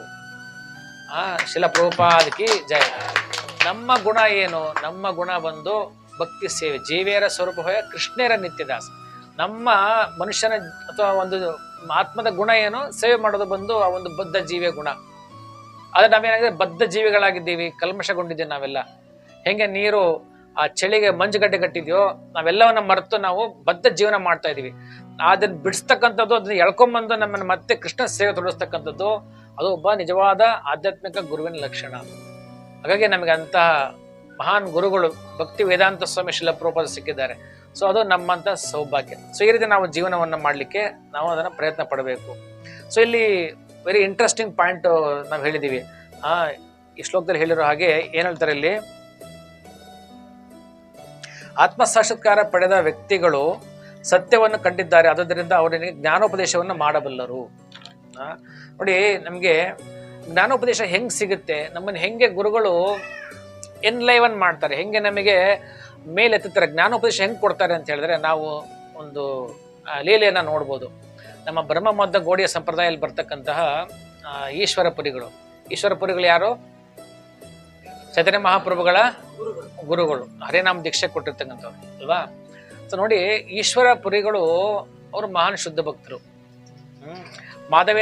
ಮಾಧವೇಂದ್ರ ಪುರಿಗಳ ಶಿಷ್ಯಂದ್ರು ಅವರು. ಸೊ ಯಾವಾಗ ಈ ಅವ್ರ ವಯಸ್ಸಾಗತ್ತೆ ಮಾಧವೇಂದ್ರ ಪುರಿಗಳಿಗೆ, ಅವರು ಇದು ಪಶ್ಚಿಮ ಬಂಗಾಳದ ಆಗಿರ್ತಕ್ಕಂಥ ಘಟನೆ. ಸೊ ಅಲ್ಲಿ ಬಹಳ ವಯಸ್ಸಾಗಿರುತ್ತೆ, ನಡಿಲಿಕ್ಕೆ ಆಗೋದಿಲ್ಲ, ಹಾಸಿಗೆ ಮೇಲೆ ಅವ್ರು ಮಲ್ಕೊಂಡಿರ್ತಾರೆ ಮಾಧವೇಂದ್ರ ಪುರಿಗಳು. ಅವ್ರು ಸೇವೆ ಮಾಡ್ಬೇಕಲ್ಲ, ಈಶ್ವರ ಪುರಿಗಳು ಸನ್ಯಾಸಿಗಳವರು. ಮಾಧವೇಂದ್ರ ಪುರಿಗಳ ಎಲ್ಲ ಸೇವೆಯನ್ನು ಮಾಡ್ತಾರೆ. ಅವ್ರ ದಿನ ಬೆಳಿಗ್ಗೆ ಸ್ನಾನ ಮಾಡಿಸೋದು, ಅವರು ಮಲಮೂತ್ರ ಮಾಡಿದ್ರೆ ಎಲ್ಲವನ್ನ ಕ್ಲೀನ್ ಮಾಡಿ, ಅವ್ರಿಗೆ ಬಟ್ಟೆ ಹಾಕಿ, ಸಣ್ಣ ಮಗು ಹೇಗೆ ನೋಡ್ಕೋಬೇಕೋ ಎಲ್ಲವನ್ನು ಕೂಡ ಮಾಡ್ತಾರೆ ಈಶ್ವರ ಪುರಿಗಳು. ಅದು 1 ದಿನ 2 ದಿನ ಅವ್ರು ಇರೋ ತನಕ ಎಲ್ಲ ಸೇವೆ ಮಾಡ್ತಾರೆ. ಕೊನೆಗಾಲದಲ್ಲಿ ಮಾಧವೇಂದ್ರ ಪುರಿಗಳು ಈಶ್ವರ ಪುರಿಗಳು ಹೇಳ್ತಾರೆ, ನೋಡಪ್ಪ, ನೀನು ನಿಜವಾದ ಭಕ್ತ ಅಂದ್ರೆ ನೀನು ಒಬ್ಬ ಗುರುವಿನ ಬಳಿಗೆ ಹೋಗಿ ಅವರಿಗೆ ಸೇವೆಯನ್ನ ಮಾಡಿ, ನಮ್ರತೆಯಿಂದ ಪ್ರಶ್ನೆ ಕೇಳಿ, ತನ್ನ ಎಲ್ಲ ಸಮಸ್ಯೆಯನ್ನು ಬಗೆಹರಿಸ್ಕೊಂಡು ನಿಜವಾದ ಸೇವೆ ಮಾಡ್ತಕ್ಕಂಥವನು. ಈ ಭಗವದ್ಗೀತೆಯ ಶ್ಲೋಕ ಏನು, ಇದರ ಸಂದೇಶವನ್ನು ನೀನು ಯಥಾವತ್ತಾಗಿ ಅರ್ಥ ಮಾಡ್ಕೊಂಡಿದ್ದೀಯಾ, ನೀನು ನಿಜವಾದ ಶಿಷ್ಯ. ಅವರು ಅವರಿಗೆ ಕೃಪೆ ಕೊಡ್ತಾರೆ, ಹೇಳ್ತಾರೆ, ನಿನಗೆ ಸಮುದ್ರ ಎಷ್ಟು ವಿಶಾಲವಾಗಿದೆಯೋ ಅಷ್ಟು ವಿಶಾಲವಾಗಿರ್ತಕ್ಕಂತಹ ಕೃಷ್ಣ ಪ್ರೇಮ ತುಂಬಿರ್ತಕ್ಕಂತಹ ಹೃದಯ ನಿಂದಾಗ್ಲಿ ಅಂತ ಹೇಳ್ತಾರೆ. ಮಾಧವೇಂದ್ರ ಪುರಿ ಕಿ ಜಯ. ಅಂದ್ರೆ ಅವರು ಈಶ್ವರಪುರಿಗಳ ಹೃದಯ ಎಷ್ಟು ದೊಡ್ಡದು ಅಂದ್ರೆ ಸಮುದ್ರದಷ್ಟು ದೊಡ್ಡದು. ಅದ್ರಲ್ಲಿ ಏನ್ ತುಂಬಿಕೊಂಡಿದೆ? ಕೃಷ್ಣ ಪ್ರೇಮ ತುಂಬಿಕೊಂಡಿದೆ. ಅವ್ರು ಯಾರ ಮೇಲೆ ಕಣ್ಣು ಹಾಯಿಸ್ತಾರೋ, ಯಾರ ಮೇಲೆ ಅವ್ರ ಕೃಪೆ ತೋರಿಸ್ತಾರೋ ಅವರಿಗೆ ಕೃಷ್ಣ ಪ್ರೇಮ ಸಿಗುತ್ತೆ. ಇಂತಹ ಶುದ್ಧ ಭಕ್ತರು ಏನು ಈಶ್ವರಿ ಪುರಿಗಳಿದ್ದಾರೆ, ಇಂಥವ್ರ ಹತ್ರ ಯಾರು ದೀಕ್ಷೆ ತೆಗೆದುಕೊಂಡು? ಚೈತನ್ಯ ಮಹಾಪ್ರಭು ದೀಕ್ಷೆ ತೆಗೆದುಕೊಂಡು. ಅಂದ್ರೆ ನೋಡಿ, ಭಕ್ತನ ಕ್ವಾಲಿಟೀಸು ಭಗವಂತನನ್ನ ಅಟ್ರಾಕ್ಟ್ ಮಾಡುತ್ತೆ. ಇಲ್ಲಿರ್ತಕ್ಕಂಥ ಎಲ್ಲಾ ಗುಣಗಳನ್ನು ಕೂಡ ಅಲ್ಲಿ ಈಶ್ವರ ಪುರಿಗಳು ಹೊಂದಿದ್ದಾರೆ. ಸೊ ಹಾಗಾಗಿ ಈ ತರದ ಗುಣಗಳನ್ನ ಇದ್ರೆ ಖಂಡಿತ ಭಗವಂತ ಅಟ್ರಾಕ್ಟ್ ಆಗ್ತಾರೆ. ಈ ರೀತಿ ಗುಣ ಇದರಿಂದಾನೇ ಚೈತನ್ಯ ಮಹಾಪ್ರಭುಗಳಲ್ಲಿ ಹೋಗಿ ಅವರು ದೀಕ್ಷೆನ ತೆಗೆದುಕೊಂಡ್ರು. ಅದಿಲ್ಲ ಭಗವಂತ ಕಮ್ಮಿ ಅವ್ರು ದೊಡ್ಡವರು ಅಂತಲ್ಲ. ಭಗವಂತನ ಏನ್ ಹೇಳ್ತಾರೆ, ಭಕ್ತ ಪರಾಧೀನ, ಅಹಂ ಭಕ್ತ ಪರಾಧೀನ ಅಂತೇಳಿ. ಅಂದ್ರೆ ನಾನು ಭಕ್ತರ ಅಧೀನದಲ್ಲಿದ್ದೀನಿ. ನಾನು ಭಕ್ತರ ಒಂಥರ ಕೈಗೊಂಬೆ ಇದ್ದಂಗೆ. ಗೊಂಬೆ ಕೀಲ್ಗೊಂಬೆ ಆಡಿಸ್ತಾರಲ್ವಾ, ಹಗ್ಗ ಕಟ್ಟಿ ಗೊಂಬೆ ಆಡಿಸ್ತಾರಲ್ವಾ, ನೋಡಕ್ಕೆ ಗೊಂಬೆ ಕುಣಿತಾ ಇದೆ ಅನ್ಸುತ್ತೆ. ಬಟ್ ಆ ಕುಣಿಸೋರು ಯಾರಲ್ಲಿ, ಮೇಲೆ ಹಗ್ಗ ಕಟ್ಟಿ ಅದನ್ನು ಕುಣಿಸ್ತಾ ಇರ್ತಾರೆ. ಸೂತ್ರಧಾರಿಗಳ ಮೇಲೆ ಕಾಣೋದಿಲ್ಲ, ಎಲ್ಲ ಕೂತ್ಕೊಂಡಿರ್ತಾರೆ. ಸೊ ಆ ರೀತಿ ಭಕ್ತರು ಹೇಳಿದ ಹಾಗೆ ಭಗವಂತ ಆಡ್ತಾನೆ. ಅಹಂ ಭಕ್ತ ಪರಾಧೀನ ಅಂತ ಹೇಳ್ತಾನೆ ಭಗವಂತ. ಭಗವಂತನಿಗೆ ಭಕ್ತರೊಟ್ಟಿಗೆ ಇರಬೇಕು, ಭಕ್ತರೊಟ್ಟಿಗೆ ಅವನು ಒಡನಾಟ ಇಟ್ಕೋಬೇಕು. ಇದೆಲ್ಲ ಭಗವಂತನಿಗೆ, ಕೃಷ್ಣನಿಗೆ ಅತ್ಯಂತ ಪ್ರಿಯವಾದದ್ದು. ಹಂಗಾಗಿ ವೃಂದಾವನದಲ್ಲಿ ಆ ಕೃಷ್ಣನಿಗೆ ಬೆಣ್ಣೆ ಕಳ್ಳ ಅಂದ್ರೂ ಕೂಡ ಕೃಷ್ಣ ಸಂಖ್ಯೆ ಇದ್ದ. ಬೆಣ್ಣೆ ಕಳ್ಳ ಅನಿಸ್ಕೊಳೋದಕ್ಕೆ ಕೃಷ್ಣನಿಗೆ ಬಹಳ ಸಂತೋಷ. ಬಟ್ ನಮಗೆ ಯಾರ ಕಳ್ಳ ಅಂದ್ರೆ ನಮಗೆ ಸಿಟ್ಟೆ ಬರುತ್ತೆ, ಅವನ ಜೊತೆ ಮಾತೇ ಆಡೋದಿಲ್ಲ ನಾವು. ಅದೇ ಕೃಷ್ಣನಿಗೆ ಭಕ್ತರು ಪ್ರೀತಿಯಿಂದ ಏನ್ ಮಾಡಿದ್ರು ಕೂಡ ಕೃಷ್ಣನಿಗೆ ಅತ್ಯಂತ ಪ್ರಿಯ ಅವನಿಗೆ. ಸೊ ಹಾಗಾಗಿ ಈ ತರದ ಗುಣಗಳನ್ನ ನಾವು ಇಲ್ಲಿ ಈಶ್ವರಪುರಿ ಹತ್ರ ನಾವು ಅವ್ರನ್ನ ಕಾಣಬಹುದಿಲ್ಲಿ. ಸೊ ಅದಕ್ಕೋಸ್ಕರ ಈ ಶ್ಲೋಕದಲ್ಲಿ ಹೇಳೋ ಹಾಗೆ ಈ ರೀತಿ ಗುಣಗಳನ್ನ ಬೆಳೆಸ್ಕೊಂಡು ನಾವು ಯಾವಾಗ ಭಗವಂತನ ಸೇವೆಯನ್ನ ಮಾಡ್ತೀವಿ, ಖಂಡಿತವಾಗೂ ಕೂಡ ಗುರುಗಳಾಗಿರ್ತಕ್ಕಂಥವ್ರು ನಮ್ಗೆ ಕೃಪೆಯನ್ನ ಕೊಡ್ತಾರೆ. ಬಟ್ ಆದ್ರೆ ನಮ್ಮ ಗುರು ಮಹಾರಾಜರಾಗ್ಲಿ, ಶಿಲ ಪ್ರಭುಪಾದಾಗ್ಲಿ ಅವಾಗ್ಲೂ ಕೂಡ ಹೇಳ್ತಾ ಇರ್ತಾರೆ, ನಾವು ಭಕ್ತರು ಹೆಂಗಿರ್ಬೇಕು, ಭಕ್ತರಾಗಿರ್ತಕ್ಕಂಥವ್ರು ಯಾವಾಗ್ಲೂ ಕೂಡ ಪ್ರಾಮಾಣಿಕವಾಗಿರ್ಬೇಕು. Try to be honest and sincere as much as possible ಅಂತ ಯಾವಾಗಲೂ ಹೇಳ್ತಾರೆ. ಗುರು ಮಹಾರಾಜ್ ಹೇಳ್ತಾರೆ, ಶಿಲ ಪ್ರಭುಪಾದ ಹೇಳ್ತಾರೆ, ಎಷ್ಟು ಸಾಧ್ಯನೋ ಅಷ್ಟು ಮಟ್ಟಿಗೆ ನೀವು ಪ್ರಾಮಾಣಿಕವಾಗಿರ್ಲಿಕ್ಕೆ ಪ್ರಯತ್ನ ಮಾಡಿ. ಯಾವತ್ತೂ ಕೂಡ ನೇರವಾಗಿ ಪ್ರಾಮಾಣಿಕತೆಯಿಂದ ಭಕ್ತಿಯನ್ನು ಮಾಡಿದ್ರೆ ಅದು ನಮಗೆ ಭಕ್ತಿನಲ್ಲಿ ನಮ್ಮನ್ನ ಅದ್ ಮೇಲೆ ತೆಗೆದುಕೊಂಡು ಹೋಗ್ಲಿಕ್ಕೆ ಅದು ಬಹಳ ಸಹಕಾರಿ ಮಾಡಿದೆ ಅಲ್ಲಿ ಹೇಳ್ತಾರೆ ನಮ್ಗೆ. ಸೊ ಹಾಗಾಗಿ ನಾವು ಇಲ್ಲಿ ಒಂದು ಲೀಲೆ ನೋಡ್ಬೋದು. ನಮ್ಗೆ ದೀಕ್ಷೆ ಕೊಟ್ಟಿರ್ತಕ್ಕಂತಹ ಗುರುಗಳು ಎಲ್ಲೋ ದೂರ ಇದ್ದಾರೆ. ಈಗಿಲ್ಲ ಗುರು ಮಹಾರಾಜ್ ಎಲ್ಲಿದ್ದಾರೆ? ಸೊ ಡೆಲ್ಲಿಯಲ್ಲಿದ್ದಾರೆ. ಶಿಲ ಪ್ರಭುಪಾದ ಎಲ್ಲಿದ್ದಾರೆ? ಭೂಮಿಯಲ್ಲಿಲ್ಲ. ಅವರು ಗೋಲಕ ವೃಂದಾವನದಲ್ಲಿ ಆರಾಮಾಗಿದ್ದಾರೆ. ಸೊ ನಮ್ಮನ್ನು ನೋಡೋರು ಯಾರು ಇಲ್ಲ. ಸೊ ಹಾಗೆ ನಾವು 4 ನಿಯಮಗಳೆಲ್ಲ ಒಂದನ್ನು ಬ್ರೇಕ್ ಮಾಡೋಣ, ಅಥವಾ ಜಪ ಮಾಡಕ್ಕೆ ಹೇಳಿದಾರೆ, ಇವಾಗ ಜಪ ಮಾಡೋದು ಬೇಡ, ಬಿಟ್ಬಿಡೋಣ. ಸೊ ಏನು ಹಂಗೆ ಮಾಡೋಣ, ಏನೋ ಮನಸ್ಸಿಗೆ ಬರುತ್ತಲ್ವಾ. ಸೀರಿಯಸ್ ಡಿವೋಟೀಸಿಗೆ ಬರಲ್ಲ, ಸಮ್ಟೈಮ್ಸ್ ಆರಂಭಿಕ ಭಕ್ತರಿಗೆ ಬರುತ್ತೆ. ಒಂದು ನಿಯಮ ಬ್ರೇಕ್ ಮಾಡೋದ್ರಲ್ಲ, ಏನೋ ಮಾಡೋದ್ರಲ್ಲೂ ಹಂಗೆ ನಾವು ಅನ್ಕೊಳ್ಬೋದು. ಆದರೆ ಈ ಭಗವಂತ ಪರಮಾತ್ಮನಾಗಿ ನಮ್ಮ ಹೃದಯದಲ್ಲೇ ಯಾವಾಗಲೂ ಹೇಗಿದ್ದಾನೋ ಅದೇ ರೀತಿ ಗುರುಗಳು ಕೂಡ ನಮ್ಮನ್ನ ಯಾವತ್ತೂ ಕೂಡ ನಮ್ಮನ್ನ ಅಬ್ಸರ್ವ್ ಮಾಡ್ತಾ ಇರ್ತಾರೆ. ನಮ್ಮನ್ನ ಯಾವತ್ತೂ ಕೂಡ ಗುರುಗಳು ನಮ್ಮನ್ನ ವಾಚ್ ಮಾಡ್ತಾ ಇರ್ತಾರೆ. ಇದು ಸತ್ಯ, ಪರಮ ಸತ್ಯ. ಬಟ್ ನಮಗೆ ಗೊತ್ತಾಗಲ್ಲ ಅದು, ನಮಗೆ ಅದು ಗೊತ್ತಾಗೋದಿಲ್ಲ. CCTV ಅವ್ರು ಹೆಂಗಂತಾರೆ, CCTV ಇದ್ದಂಗೆ ಇಲ್ಲಿ ಕೂತ್ಕೊಂಡೆ ಎಲ್ಲವನ್ನು ಕೂಡ ಅಬ್ಸರ್ವೇಷನ್ ಮಾಡ್ಬೋದು. ಅದಕ್ಕೆ ಒಂದು ಜ್ವಲಂತ ಉದಾಹರಣೆ, ಒಂದು ಜ್ವಲಂತ ಎಕ್ಸಾಂಪಲ್ ನಾನು ಹೇಳ್ತೀನಿ ನಿಮಗೆ. ಕೆಲವು ವರ್ಷಗಳ ಹಿಂದೆ ಗುರು ಮಹಾರಾಜ್ ಯಾವಾಗ ಅವರು ಚೆನ್ನಾಗಿದ್ರು ಆ ಸಮಯದಲ್ಲಿ ಆಗಿರೋ ಘಟನೆ ಇದು. ಸೊ ಅವ್ರು ಯಾವಾಗ ಮಾಯಾಪುರದಲ್ಲಿದ್ದರು ಗುರು ಮಹಾರಾಜರು, ಆ ದೀಕ್ಷೆ ತೆಗೆದುಕೊಳ್ಲಿಕ್ಕೆ ಒಬ್ಬರು ಬೆಂಗಾಲಿ ಗಂಡ ಹೆಂಡತಿ ಬರ್ತಾರೆ ದೀಕ್ಷೆ ತೆಗೆದುಕೊಳ್ಲಿಕ್ಕೆ. ನಾಳೆ ದೀಕ್ಷಾ ಕಾರ್ಯಕ್ರಮ ಇದೆ, ಅದ್ರ ಒಂದಿನ ಮುಂಚೆ, ಇದು ಬಹಳ ವರ್ಷ ಹಿಂದೆ ಆಗಿದ್ದು, ಮಾಯಾಪುರದಲ್ಲಿ 25-30 ವರ್ಷದ ಹಿಂದೆ ಆಗಿ ಘಟನೆ ಆಗಿದ್ದು. ಸೊ ಆಗ ಅಲ್ಲಿ ಗುರು ಮಹಾರಾಜನ್ನ ಒಂದಿನ ಮುಂಚೆ ಗುರುಗಳ ಆಶೀರ್ವಾದ ತೆಗೆದುಕೊಳ್ಳಿಕ್ಕೆ ಗಂಡ ಹೆಂಡತಿ ಇಬ್ರು ಬರ್ತಾರೆ. ಬಂದಾಗ ಇಬ್ಬರ ಜೊತೆಗೆ ಮಾತಾಡ್ತಾರೆ ಗುರು ಮಹಾರಾಜರು ಆ ಗಂಡ ಹೆಂಡತಿ ಹತ್ರ. ಗಂಡ ಸಿನ್ಸಿಯರ್ ಡಿವೋಟಿ, ಪ್ರಾಮಾಣಿಕವಾಗಿ ಭಕ್ತಿ ಮಾಡಿರ್ತಾನೆ. ಆದರೆ ಹೆಂಡತಿ ಅಷ್ಟೊಂದು ಇನ್ನೂ ಪ್ರಾಮಾಣಿಕತೆ ಇರೋದಿಲ್ಲ. ಗುರು ಮಹಾರಾಜ್ ಕೇಳ್ತಾರೆ, ಜಪ ಮಾಡ್ತಿದ್ಯಾ, 4 ನಿಯಮಗಳನ್ನ ಪಾಲನೆ ಮಾಡ್ತಿದ್ಯಾ, ಎಲ್ಲ ಮಾಡ್ತಿದ್ಯಾ? ಹ್ಞೂ ಹ್ಞೂ ಹ್ಞೂ ಅಂತ ಇರ್ತಾರೆ. ಎಲ್ಲಕ್ಕೂ ಹ್ಞೂ ಹ್ಞೂ ಅಂತ ಇರ್ತಾಳೆ ಅವನ ಹೆಂಡತಿ. ಕೊನೆಗೆ ಗುರು ಮಹಾರಾಜ್ ಹೇಳ್ತಾರೆ, ನೀ ಇನ್ನೂ ನಾನ್ ವೆಜ್ ತಿನ್ನೋದು ಬಿಟ್ಟಿಲ್ಲಲ್ಲ ನೀನು. ಅವ್ರಿಗೆ ಶಾಕ್ ಆಗ್ಬಿಡತ್ತಾ, ಹೆಂಗೆ ಅಂತ. ಕೆಲವೇ ದಿನಗಳ ಹಿಂದೆ ನೀನು ಅದನ್ನು ಬ್ರೇಕ್ ಮಾಡಿದೆ ಅಂತ ಹೇಳ್ತಾರೆ. ಅದು ಖಂಡಿತವಾಗೂ ಕೂಡ ಬ್ರೇಕ್ ಮಾಡಿರ್ತಾರೆ. ಸೊ ನಾವು ಅನ್ಕೊಳ್ತೀವಿ ಭಗವಂತ ಎಲ್ಲ ಕಡೆ ಇರ್ಬೋದು, ಗುರು ಎಲ್ಲ ಕಡೆ ಇಲ್ಲ ಅಂತ.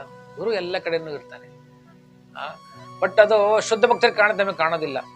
ಈಗ ಕನಕದಾಸರಿಗೆ ಬಾಳೆಹಣ್ಣು ಕೊಟ್ಬಿಟ್ಟು ಎಲ್ಲ ಕಡೆ ತಿನ್ಕಮ್ಮ ಅಂತ ಹೇಳಿದ್ರೆ, ಕನಕದಾಸರಿಗೆ ಭಗವಂತ ಇಲ್ಲದೆ ಇರ್ತಕ್ಕಂಥ ಜಾಗ ಯಾವುದೂ ಕಾಣಲಿಲ್ಲ. ಸೊ ಹಾಗಾಗಿ ವಾಪಸ್ ತಂದು ಬಾಳೆಹಣ್ಣು ಕೊಟ್ಟರು, ತಿನ್ಲಿಕ್ಕಾಗಲಿಲ್ಲ ನನಗೆ, ಎಲ್ಲ ಕಡೆ ಭಗವಂತ ಕಾಣ್ತಾನೆ ಅಂತ ಹೇಳಿ.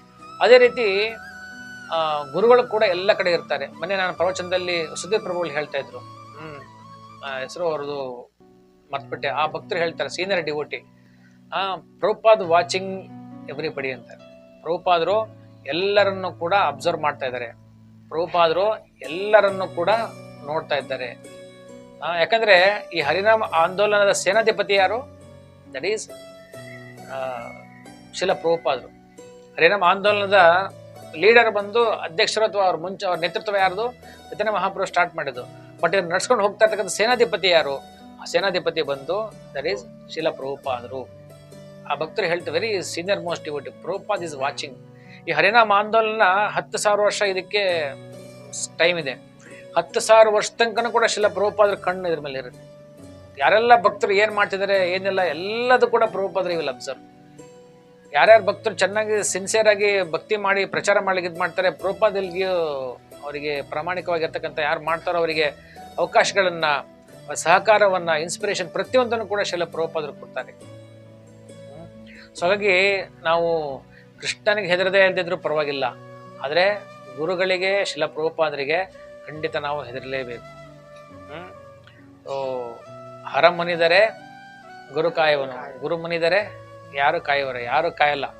ಸೊ ಹಾಗಾಗಿ ಗುರುಗಳು, ಶಿಲ ಪ್ರಭುಪಾದರು ದಟ್ ವೆರಿ ಇಂಪಾರ್ಟೆಂಟ್. ಸೊ ಹಾಗಾಗಿ ಈ ಕ್ವಾಲಿಟೀಸ್ ವೆರಿ ಇಂಪಾರ್ಟೆಂಟ್. ನೋಡಿ 3 ಗುಣಗಳು ಹೇಳಿದಾರೆ. ನಾವು ಗುರುವಿನ ಬಳಿಗೆ ಹೋಗಬೇಕು, ನಾವೇ ಹೋಗಬೇಕು, ನಮ್ರವಾಗಿ ಸೇವೆ ಮಾಡಬೇಕು. 2ನೇದು. 3ನೇದು ನಮ್ರವಾಗಿ ನಾವು ಅವರಿಗೆ ಪ್ರಶ್ನೆಯನ್ನು ಕೇಳಬೇಕು. ಇದನ್ನು ಮಾಡಿದ್ರೆ ಮಾತ್ರ ನಮಗೆ ನಿಜವಾದ ಜ್ಞಾನವನ್ನ ಗುರುಗಳು ಕೊಡ್ತಾರೆ. ಇದನ್ನ ಈಶ್ವರಿ ಪುರಿಗಳು ಮಾಡಿ ತೋರಿಸಿದ್ದಾರೆ ನಮ್ಮ ಗುರುಗಳು ಮಾಧವೇಂದ್ರ ಪುರಿಗಳಿಗೆ. ಬಟ್ ಅವರಿಗೆ ಆ ಒಂದು ಸಾಗರದಂತಹ ಒಂದು ಹೃದಯವನ್ನು ಕೊಟ್ಟು ಅದರಲ್ಲಿ ಕೃಷ್ಣ ಪ್ರೇಮವನ್ನು ತುಂಬಿದ್ರು. ಆದರೆ ಅದರ ವಿರುದ್ಧವಾಗಿ ಯಾರು ನಡ್ಕೊಂಡ್ರು? ಅದೇ ಈಶ್ವರ ಪುರಿಯ ದೈವ ಸಹೋದರರು, ರಾಮದಾಸ ಪುರಿ ಅಂತ ಹೇಳಿ. ಸೊ ರಾಮದಾಸ ಪುರಿಗಳು, ಈಶ್ವರ ಪುರಿಗಳು ಇಬ್ರು ಮಾಧವೇಂದ್ರ ಪುರಿಗಳ ಶಿಷ್ಯಂದರು. ಇಬ್ರು ಸಮಕಾಲೀನರು, ಒಂದೇ ವಯಸ್ಸಿನವರು. ಬಟ್ ರಾಮದಾಸ್ ಪುರಿ ತಮ್ಮ ಗುರುಗಳ ಪ್ರತಿಯಾಗಿ ಒಂಥರ ಈರ್ಷ್ಯಾ ಭಾವ ಹೊಂದಿದ್ರು. ಇವರೆಂಥ ಗುರುಗಳು ಹಿಂಗೆ ಮಲ್ಕೊಂಡ್ಬಿಟ್ಟಿದ್ದಾರೆ, ಸೊ ಇವರಿಗೆ ಕಾಯಿಲೆ ಬಿದ್ದುಬಿಟ್ಟಿದ್ದಾರೆ, ಇವರಲ್ಲಿ ನಿಜವಾಗ್ಲೂ ಗುರುಗಳು ಹೌದಾ, ಇವರು ಗುರುವಿನ ಶಕ್ತಿ ಇದೆಯಾ ಇವರಿಗೆ ಅಂತ ಎಲ್ಲ ಪ್ರಶ್ನೆ ಮಾಡ್ತಾರೆ. ಡೌಟ್ ಬರುತ್ತೆ ಅವರಿಗೆ. ಗುರುಗಳಲ್ಲಿರೋ ಶಕ್ತಿಯನ್ನು ನಾವು ಡೌಟ್ ಮಾಡಬಾರ್ದು. ಬಾಹ್ಯವಾಗಿ ಗುರುಗಳು ಹೇಗೋ ಇರ್ಬೋದು, ನೋಡ್ಲಿಕ್ಕೆ ಸಾಮಾನ್ಯ ಮನುಷ್ಯರ ತರ ಕಾಣ್ಬೋದು, ಬಟ್ ಅವರಲ್ಲಿ ಕೃಷ್ಣ ಪ್ರಜ್ಞೆ ಶಕ್ತಿ ಅಷ್ಟು ಇದ್ದೇ ಇರುತ್ತೆ. ನಾವು ಬಾಹ್ಯವಾಗಿ ನಾವು ಅವ್ರನ್ನ ನೋಡ್ಬಾರ್ದು, ಅಂತರಂಗವಾಗಿ ನಾವು ಗುರುಗಳನ್ನ ನೋಡ್ಬೇಕು. ನಾವು ಗಂಗಾ ನದಿ ಹೋಗ್ತೀವಲ್ವ, ಬೇಸಿಗೆಗಾಲದಲ್ಲಿ ಹೋದ್ರೆ ತಿಳಿಯಾಗಿ ಚೆನ್ನಾಗಿ ಹರಿತಾ ಇರ್ತಾಳೆ. ನೀರನ್ನು ನಿಂಗೆ ತಗೊಂಡ್ರೆ ಒಳಗಡೆ ನೋಡಕ್ ಕಾಣುತ್ತೆ. 1 ರೂಪಾಯಿ ಕಾಯಿನ ಹಾಕಿದ್ರು ಕೂಡ ಕಾಯಿನ್ ಕಾಣುತ್ತೆ, ಶುದ್ಧವಾಗಿರೋ ಗಂಗೆ.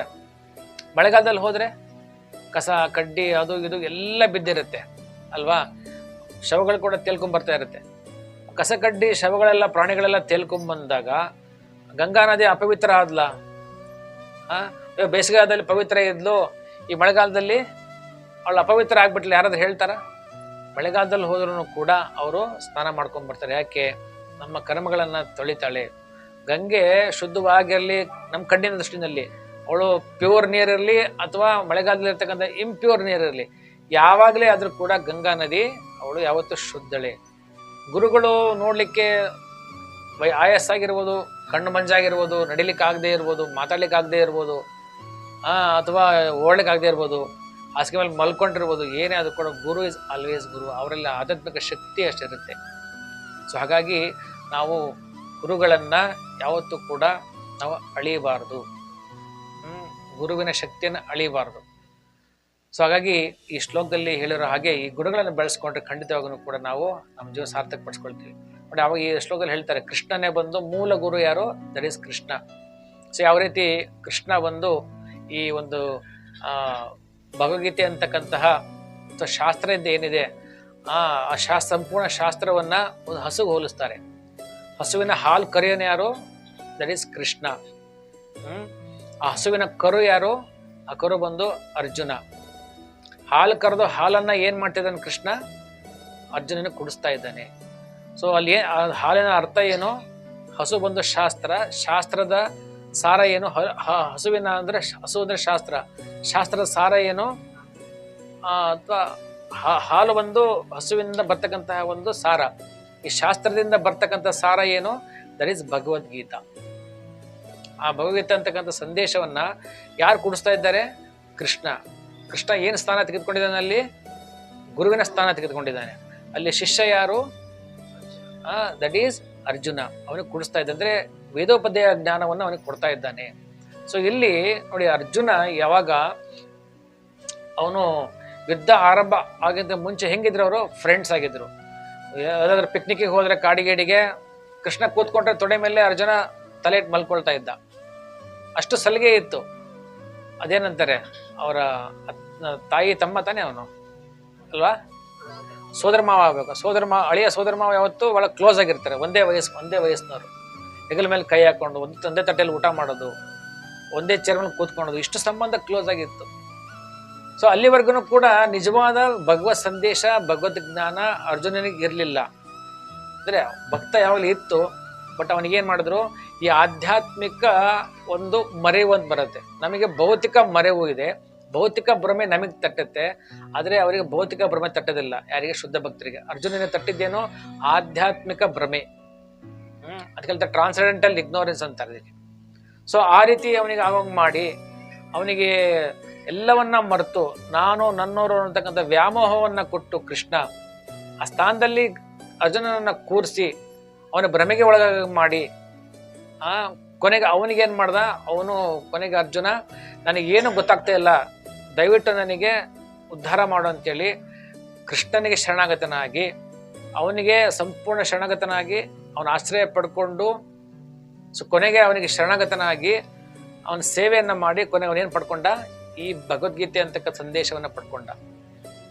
ಸೊ ನೀವು ಯಾವುದೇ ಒಬ್ಬ ಭಕ್ತನ ತೆಗೆದುಕೊಳ್ಳಿ, ಅರ್ಜುನ ಆಗಿರ್ಬೋದು, ಪಾಂಡವರಾಗಿರ್ಬೋದು, ಅಥವಾ ಪ್ರಭುಪಾದರಾಗಿರ್ಬೋದು, ಗುರು ಮಹಾರಾಜ ಆಗಿರ್ಬೋದು, ಅಂತ ಒಳ್ಳೊಳ್ಳೆ ಭಕ್ತರ ಹೆಸರು ತೆಗೆದುಕೊಳ್ಳಿ, ಎಲ್ಲರೂ ಕೂಡ ಈ ಒಂದು ಶ್ಲೋಕವನ್ನು ಪಾಲನೆ ಮಾಡ್ತಾರೆ.